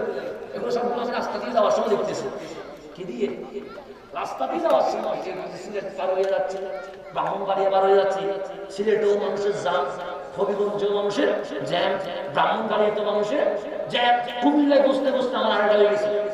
কুমিল্লা বসতে তো কয়টা? 2টা হয়ে যাচ্ছে। আমি দেখতেছি মানুষ আর মানুষের দল, কিন্তু কোনো ভুল। এখন 2টা বাজছে, শুনে গেছে কোথায়? কারণ মাইতে গিয়ে জিতে গেছে আর্জেন্টিনা। কে জিতে গেছে? এখন বিজয় মিছিল বাড়ি গেছে। কি মিছিল? কয়টা? রাত 3টায় বিজয় মিছিল। কোথায়? মিছিল করতে করতে 1 ঘন্টা হয়ে গেছে। তারপরে আমার ভাইদের জজবা কি আছে, মজবুত আছে। 4টায় কি চলতেছে? মিছিল চলতেছে, এখন শেষ। মুয়াজ্জিন আযান দিতে দেরি, বাইরা মসজিদে ঢুকে নাই, সব বড় ঢুকে গেছে। এখন মসজিদ আছে, ইমাম আর মুয়াজ্জিন, মসজিদে ইমাম আর কেউ। যেদিন কারা দেখছে সেদিন যদি সবাই ফজরের নামাজ পড়তো, এই বাংলার জমিনে মসজিদে রাখা বলে একজন নামাজ পড়ছে, পড়ে নাই। কিন্তু আমরা 4 ঘন্টা কনকনে শীতে, সেখানে বিরিয়ানিও নাই, বনও নাই, পেপসিও নাই, কিছু নাই। 4 ঘন্টা আমরা শীতের মধ্যে ব্রাজিল আর আর্জেন্টিনার কি দিছি, স্লোগান দিছি। আর ফজর পড়তে 10 মিনিটও লাগে না, মাওলার স্লোগান দেওয়ার জন্য মুসলমানের একটা সন্তানকে খুঁজে পাওয়া যায়। আল্লাহু আকবার মানে আল্লাহ স্লোগান আর কি, সুবহান রাব্বিল আযীম মানে আল্লাহ স্লোগান আর কি, সুবহান রাব্বিল আলা মানে কার স্লোগান? আল্লাহ স্লোগান। ব্রাজিলের স্লোগানের জন্য মুসলমানের 16 কোটি মানুষ দাঁড়িয়ে গেছে। আর্জেন্টিনার স্লোগানের জন্য মুসলমানের 16 কোটি ছেলে, কিন্তু মালিকের স্লোগানের জন্য মুসলমানের ছেলে মসজিদে যাইতে, মসজিদের ইমাম আর কেউ তো মাইন্না খায়। কি করতাম বলতেছেন? মাইন্না খায়া আমরা কি কাম বলেন না, তো মাই খাইতে হবে না।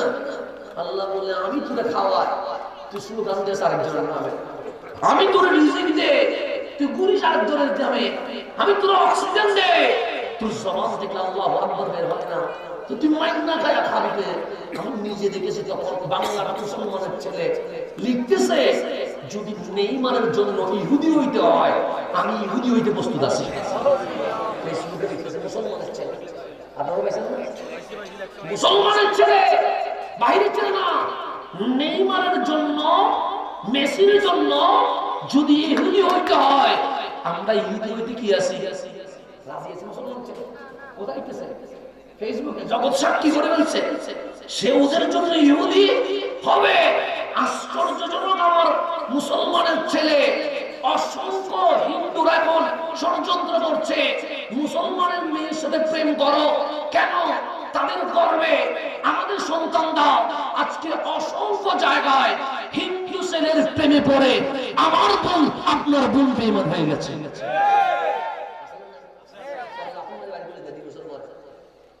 এটার নাম দিছে প্রেম করে ওদের ইমান নষ্ট করে যাবে। মুসলমান তোমার মায়ের নাকাই কি হবে? আমার রসুল তোমার মায়ের খাওয়া কেমন মায়ের? সে এমন মায়ের খাওয়া যে মায়ের কারণে দেওয়ালের সাথে পিঠ লাগে যাবে। তোমাদেরকে বাঁচানোর মধ্যে কেউ আছে? কেউ আপনি চিল্লাচ্ছেন আল্লাহ ইমাম দাও না, মৌলা সালাউদ্দিন আইয়ুবীকে দাও না, মাওলা খালিদ বিন ওয়ালিদকে দাও না, মালিক ফারুক আজমকে দাও না, চিল্লাচ্ছি। কিন্তু আমাদেরকে বাঁচানোর জন্য কোন নেতা, কোন ইমাম এখনো আসছে? তোমাদের দেওয়ার আর ফিট এক হয়ে যাবে। তো শুনে রেখো, আমি নবী ভবিষ্যৎবাণী জ্ঞান করে গেলাম, তোমাদের মাঝে মালিক একজন ইমাম দিবে, ইউকাল আল মাহদি, তার নাম ইমাম মাহদি। উনি একদিনে এই বিশ্বে ইসলামের বিজয়ের পতাকা তুলে দেবে। একটা ইমাম আসবে, নাম কি? মাহদি। এখন উনি কার ছেলে? উনি কি হুজুরের ছেলে? না, আমার ছেলে না, আমার বংশধর। উনি কে? আমার রাসূল ফাতেমা। শোনো, আল মাহদি মিন ইতরাতি মিন ওয়ালাদি ফাতেমা, মাহদি আমি নবীর বংশধর, ফাতেমার আওলাদ। তাহলে আওলাদ রাসূল কি হবে? আওলাদ রাসূল। আমার নবী বলেন, বলি নাই আমার কামলিওয়ালা রাসূল বলেন মাহদি আসবে, উনি আওলাদ রাসূল হবে। ফাতেমাতুজ জাহরা তথা হুসাইনের আম্মা, হাসানের আম্মা জানের এই শেষ আওলাদ। মায়ের দিক থেকে ইমাম হাসানের বংশধর, বাবার দিক থেকে ইমাম হুসাইনের বংশধর, আখেরি বংশধর ইমাম মাহদি এই জমিনে এসে আবার ফিলিস্তিনের মসজিদে আকসা দখল করে সারা বিশ্বে কালিমার বিজয়ের পতাকা তুলে দেবে। ওই সময়ে ঈসা আলাইহিস সালাম নামবে। কে নামবে? দামি না দামি? বেশি না কম? কেমন বেশি? যিনি একজন নবী, যিনি একজন রাসূল, যিনার উপরে ইনজিল কিতাব নাযিল হয়েছে, যিনাকে আল্লাহ বাবা ছাড়া এই জমিনে পাঠাই দিয়েছে। দামি না দামি? আপনাদের নবীগঞ্জে যদি বাপ ছাড়া কেউ জন্ম নেয়, তারা কি বলবে? বাপ নাই কি বলবে? যারা সুন্দর বাপ না থাকলে কি বলবে? ঈসা আলাইহিস সালাম আসছে ফিলিস্তিনে। মানুষ মা মরিয়মকে বলতেন তাহেরা, পবিত্রা, মাসুমা, নিষ্পাপ। ঈসা আলাইহিস সালাম আসতে দেরি, ফিলিস্তিনের মানুষ বলছে সিসি মারিয়াম, তুমি কেমনে জানা করলা? তুমি কেমনে বিচার করলা? তোমার তো স্বামী নাই, তোমার ঘরে ঈসা কেমনে আসছে? হযরতে মা মরিয়মের চোখ দিয়ে পানি বের হয়ে গেছে, সিজদায় লুটিয়ে পড়ছে, ডাক দিয়ে বললেন মালিক, আমি তো পবিত্রা, আমি তো কোনোদিন কোনো দোষ করি নাই, তুমি তো আমার একটা নিয়ামত দিছো ছেলে, তুমি যার কোনো পাপের পরিচয় নাই। আজ ফিলিস্তিনের মানুষ আমারে জেনা জানিয়া বলছে, ব্যভিচারী বলছে, পতিতা বলছে। আল্লাহ ডাক দিয়ে বলেন মারিয়াম, গতকাল ওরা কি বলছিল? তাহেরা, পবিত্রা বলছে, মাসুমা, নিষ্পাপ বলছে। আজকে কি বলছে? আজকে জানিয়া বলছে, পতিতা বলছে, ব্যভিচারের তোহমত দিচ্ছে। আল্লাহ বলে কেন? সে ঈসার কারণে। তো তুমি কাঁদছো কেন? ঈসারে মসজিদে নববীর বারান্দায় রেখে আসো, ঈসা জবাব দিবে এই দুনিয়ায় ঈসা কেমনে আসছে। আচ্ছা, একদিনের ছেলে কথা বলতে পারে? একদিন হয় না। আল্লাহ বলছে মসজিদে নববী আকসা, ফিলিস্তিনের বাইতুল মুকাদ্দাস, এটার বারান্দায় কি করে আসতে? দুনিয়ায় রাখি আসতে। ঈসা বলবে কেমনে আসছে? মরিয়ম বলতেছে মারলে একদিন হয় না, এ বাচ্চা কেমনে কথা বলে? আমার বাচ্চা যদি 6 মাসে কথা বলতে পারে, 1 বছর লেগে যাবে বাবা আর মা বলতে, 3 বছরও ভালো করে ক্লিয়ারলি কথা বলতে পারে না। আর আল্লাহ বলছে ঈসা কথা বলবে, আজকে কথা বলবে। মরিয়ম বলে কেমনে কথা বলবে? আল্লাহ বলে যিনি বাপ সারা দিতে পারে উনি কথাও বলাইতে পারে। তোমার টেনশন করার দরকার নেই। মা মরিয়ম কোলে নিয়ে মসজিদ নববীর বারান্দার দুনায় রেখে দিয়েছে। ফিলিস্তিনের মানুষ বলছে সিসি মরিয়ম। মরিয়ম বলছে সিসি করছো কেন?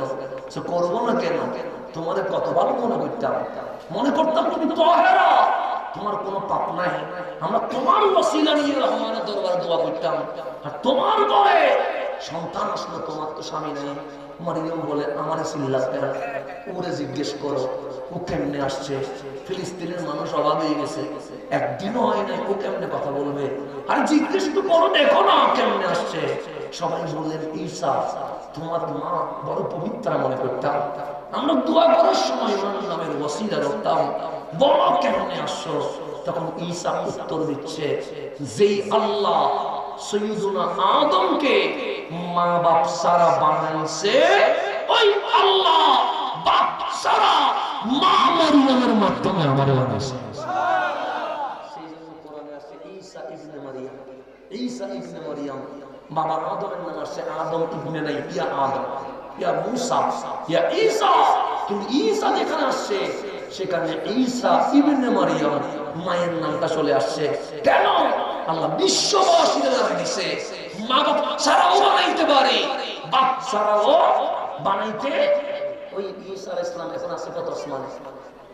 চতুর্থ আসমান। কিছুক্ষণের জন্য মানি না, আজকে ঈসা আলাইহিস সালাম চলে আসছে। আপনাদের মাহফিল করে হাসান দাদা বেলাছেন, হাসান দাদু বাজার কেউ শুনবে? বলো তো আমি জানি কেন ঈসা আলাইহিস সালাম চলে আসছে এখানে। আর আপনার মাহফিল শোনার কোন সুযোগ নাই। জুমার মিম্বরে কোন খতিবরা উঠতে দিবেন? বলবেন না, ঈসা আলাইহিস সালাম চলে আসছে। তো ঈসা আলাইহিস সালাম তিনি আসবে কার যুগে? ইমাম মাহদির যুগে। মাহদি আসবে মদিনায়, নিজেদের গোপন রাখার জন্য চলে যাবে মক্কা। খানায়ে কাবার সামনে ওনার ইজহার প্রকাশ হয়ে যাবে। ৩১৩ জন ওনার হাতে বায়াত হবে। বায়াত হওয়ার পরে ফিলিস্তিনের উদ্দেশ্যে রওনা হবে। প্রতিমধ্যে চতুর্থ আসমান থেকে ফেরেশতাদের কাঁধে বার করে ঈসা আলাইহিস সালাম মসজিদের উপরে অবতরণ করবে। কিসের উপরে? তখন ওয়াক্তুস সালাহ, নামাজের সময়। কি সময়? তখন উনি যখন নিচে আসবে আযান হয়ে যাবে, সুন্নত হয়ে যাবে। এখন ইমাম, নামাজের কি ইমাম, ইমাম কারা বানাবে? ইমাম মাহদি বলবে, ঈসা আপনি নবী, আপনি রাসূল, আপনার উপর ইনজিল কিতাব নাযিল হয়েছে, আপনি ইমামতি করেন। তখন ঈসা আলাইহিস সালাম বলবে, কি বলছেন? নবী? রাসূল? আমি নবীও নয়, রাসূলও নয়, আমি বড় ধন্য হয়েছি, আমি আখিরি নবীর উম্মত হয়ে জমিনে এসেছি। আমার নবুয়ত লাগবে না, আমার রাসূলত লাগবে না। একজন নবী, তিনি নিজের নবুয়ত বাদ দিতে রাজি হয়ে গেছে। একজন রাসূল, উনি নিজের রাসূলত বাদ দিতে রাজি হয়ে গেছে। যার আসমানি কিতাব ইনজিল নাযিল হয়েছে, উনি ইনজিল বাদ দিয়া আল কোরআনকে মুখে নিয়ে বলছে ঈসা নবী নয়, ঈসা রাসূল নয়, ঈসা শেষ নবীর উম্মত হয়ে জমিনে এসেছে। তখন ইমাম মাহদি বলবে, আজকে উম্মত, আজকে কি? আগে তো নবী ছিলেন, আগে তো রাসূল ছিলেন, এটা তো অস্বীকার করার সুযোগ। নামাজ আপনি পড়েন। তখন মাহদি হাসি দিয়ে বলবে, আমি উম্মত, আমি কি? আর আপনি আওলাদে রাসূল, আপনার শরীরে আমার নবীর রক্ত মোবারক হয়ে গেছে। উম্মত হয়ে আওলাদ রাসূলকে পিছনে দিয়ে ঈসা ইমামতি করবে, এত বড় বেয়াদবি করতে পারবে? আপনি ইমাম মাহদি নামাজ পড়ান, আমি ঈসার পিছনে দাঁড়িয়ে মুসল্লি হব। কাল হাশরের ময়দানে আল্লাহর সামনে দাঁড়িয়ে বলবো, মালিক রাসূলকে তো পাই নাই, কিন্তু রাসূলের আওলাদ ইমাম মাহদির পিছনে নামাজ পড়ে এসেছে। আমার নবী হাদিসে বলছে, মুসলিম শরীফ, এগুলো বানাই না, কোনো কিচ্ছা বলতেছি না। আমার কামলিওয়ালা হাদিস বলছে, কাইফা আনতুম, তোমাদের কেমন আনন্দ হবে, ঈসা ফীকুম, ঈসা তোমাদের মাঝে থাকবে, ওয়া ইমামুকুম মিনকুম, আর ইমাম ঈসা হবে না, ইমাম তোমাদের ইমাম, ইমাম মাহদি ইমামতি করবে। যে আওলাদ রাসূল ইমাম মাহদির পিছনে নামাজ পড়ে ঈসা রুহুল্লাহ বলছে, আমি ধন্য হয়ে বলেছি সেই মাহাদিরও বাপ দাদা যদি হিসাব করেন তাহলে নাসিরউদ্দিন সিপাহসালা একজন হয়ে যায়। নাসিরউদ্দিন সিপাহসালা একজন হয়ে যায়, ওই মাহাদির বংশধর হয়ে যায়। হিসাব করে দেখেন কি পাইছেন আপনি, হিসাব করে দেখেন আপনারা কি পাইছেন। আল্লাহ যেন ওই নিয়ামত বুঝা অনুধাবন করার জন্য আমাদেরকে তৌফিক নসিব করে। এখন শুনে কবির মনোযোগ। আমার নবী বললেন আবু বকর কি মন চায় সান্নাজরু ইলা ওয়াজহি, আপনার দিকে তাকাই থাকবো। আমার রাসূল সাল্লাল্লাহু ইলাহা ইল্লাল্লাহ, আল্লাহ ছাড়া কোনো প্রভু নাই। সিদ্দিক বলে ঈমান আলী বলছি, সামি রাসূল সে ঈমান নিয়ে আসছি, সেখান থেকে কোরআন সে ঈমান নিয়ে আসছি। আমার নবী বলে আল্লাহ যে এক, প্রমাণ চাইবা না? আমি যে নবী মর্যাদা চাইবা না? কোরআন যে কালামুল্লাহ, ডকুমেন্টস নিবা না? আবু বকর বলে কিসের দলিল, কিসের প্রমাণ, কিসের ডকুমেন্টস? আমার চোখের সামনে সবচেয়ে বড় দলিল আমার নবী দাঁড়ায় আছে। আমার আর কোন দলিলের দরকার নাই, বিনা দলিল আমি মানে নিয়ে আসছি। নাম ছিল আবু বকর। এই নবীর প্রেমে যখন ঈমান নিয়ে আসছে তখন হয়ে গেছে সিদ্দিকে। মুসলমান এখন কয়জন হয়েছে? একজন সিদ্দিকে আকবর, আরেকজন খাদিজাতুল কুবরা, একজন হযরতে আলী কাররামাল্লাহু। কতজন হয়েছে? আমার নবী বলে কুরাইশদেরকে দাওয়াত দাও, আবু জেহেল, আবু লাহাব, উতবা, শাইবা, উমাইয়া এগুলো দাওয়াত দাও। সাইয়্যিদুনা আলী ঘরে ঘরে গিয়ে দাওয়াত দিলেন, আজকে রাত্রে নবীর ঘরে আসতে হবে। সবাই আসলেন। আমার নবী বললেন আমি রহমতুল লিল ঈমান আনতে হবে। কুরাইশ বললেন ঈমান আনবো না। আমার রাসূলের চেহারা লাল হয়ে গেছে, চোখের মধ্যে পানি চলে এসেছে।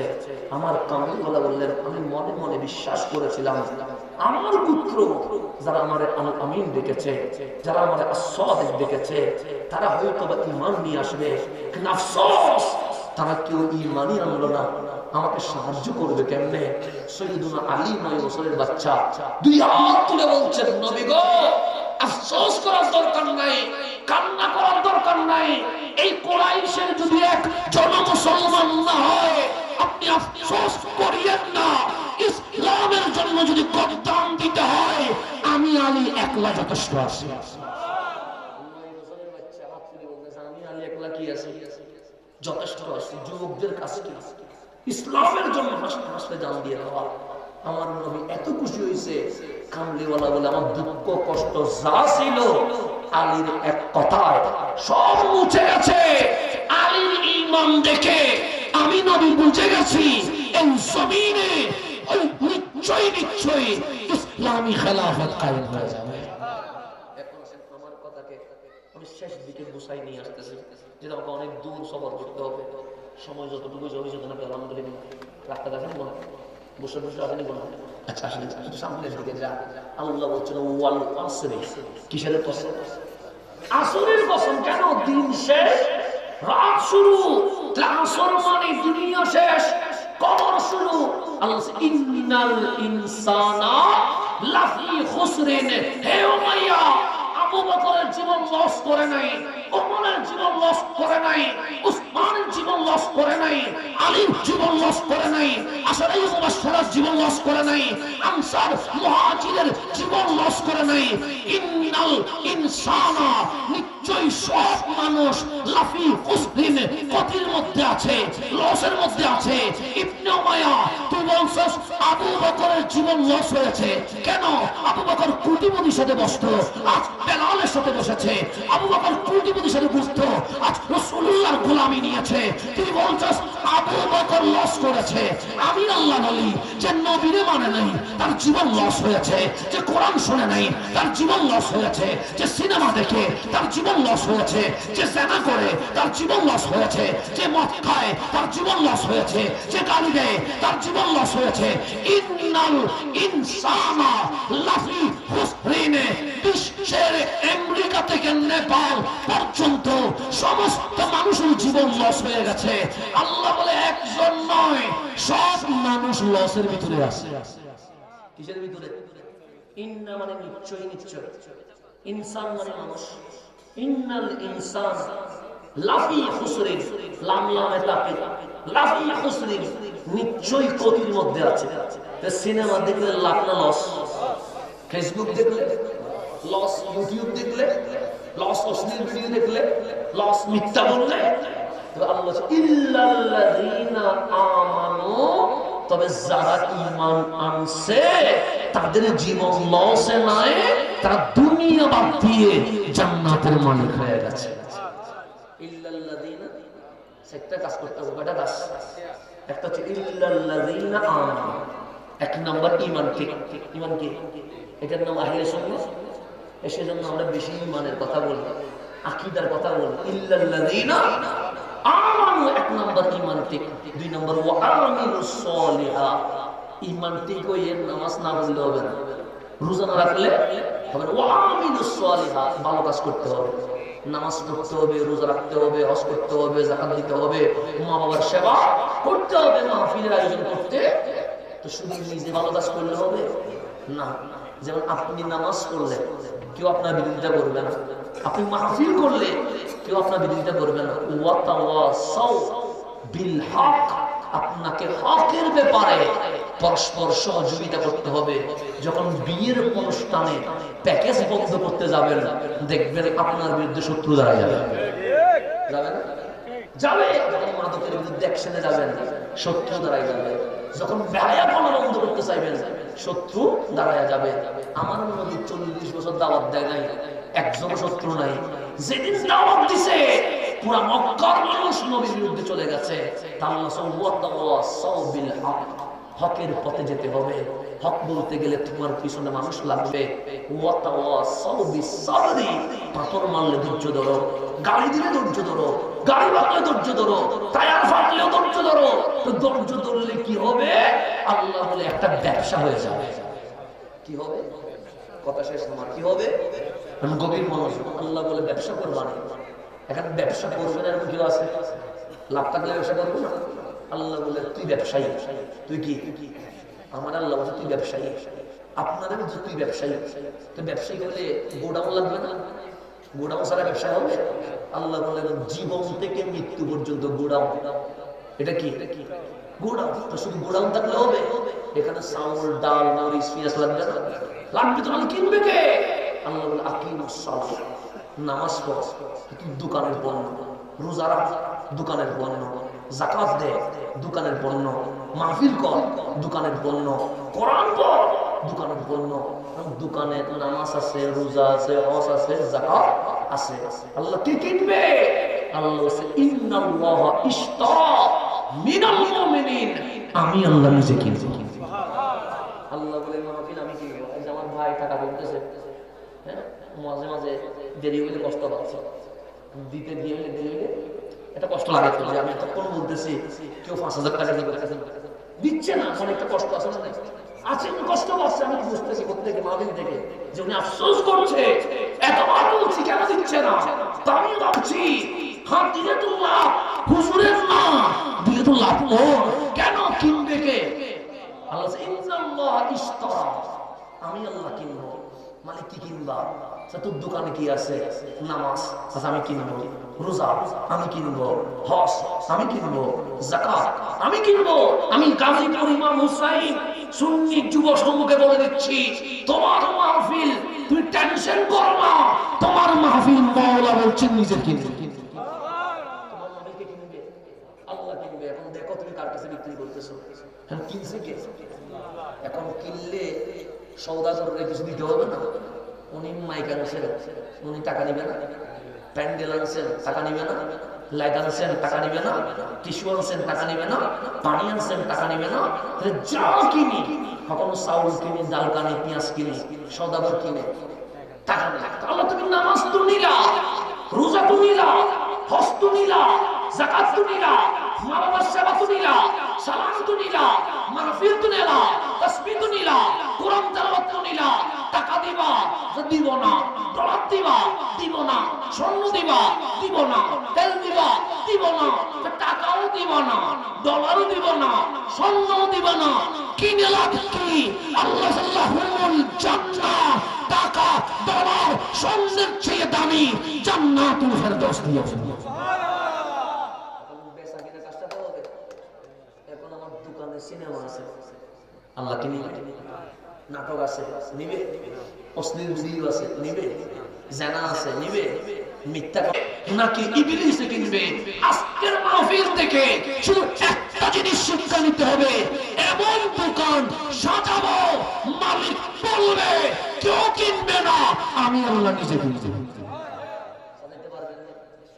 পারবেন না? আজকে থেকে আমার দোকানটা নামাজ দিয়ে সাজাবো, কোরআন দিয়ে সাজাবো, মা বাবা দিয়ে সাজাবো, দরুদ শরীফ দিয়ে সাজাবো, কামলি ওয়ালার মোহাব্বত দিয়ে সাজাবো। সাজালে কিনবে কে? এই জিনিসটা কি করা যাবে? যাবে? আমার কথা বুঝছেন না? বুঝে ঠিক বলছেন নাকি বুঝে ঠিক বলছেন? একটা হচ্ছে বুঝি বলা, একটা হচ্ছে না বুঝি বলা। উনি হাসে কেন? হুজুরে হাসে তাই, বুঝি হাসে না, মুখে হাসে তাই হাসে। আপনি ঠিক বললেন কেন? বুঝি না বুঝি? আল্লাহ যেন সর্বপ্রথম আমাকে আমল করার তৌফিক নসিব করে, এরপর আল্লাহ যেন আপনাদেরকে আমল করার তৌফিক নসিব করে। যতটুকু আলোচনা হয়েছে রব্বে করিম সমস্ত কিছু আমি বিশাল করে ব্যাখ্যা করি নাই, কারণ এরকম ব্যাখ্যা করলে ফজল হয়ে যাবে। আমি যতটুকু না বললে নয় ততটুকু দিয়ে বুঝাইলাম যে আমাদের এই দোকান চলছে, ব্যবসা চলছে, কেউ ইবলিসের সাথে, কেউ কার সাথে? আল্লাহর সাথে। আজকের এই মাহফিলের মাধ্যমে আমাদের ব্যবসা শয়তানের সাথে নয়, আমাদের ব্যবসা আল্লাহর সাথে। আল্লাহ যেন আমাদেরকে আল্লাহর সাথে ব্যবসা করার তৌফিক নসিব করে। আমিন। ওয়া আখিরু দাওয়ানা আলহামদুলিল্লাহি রাব্বিল আলামিন।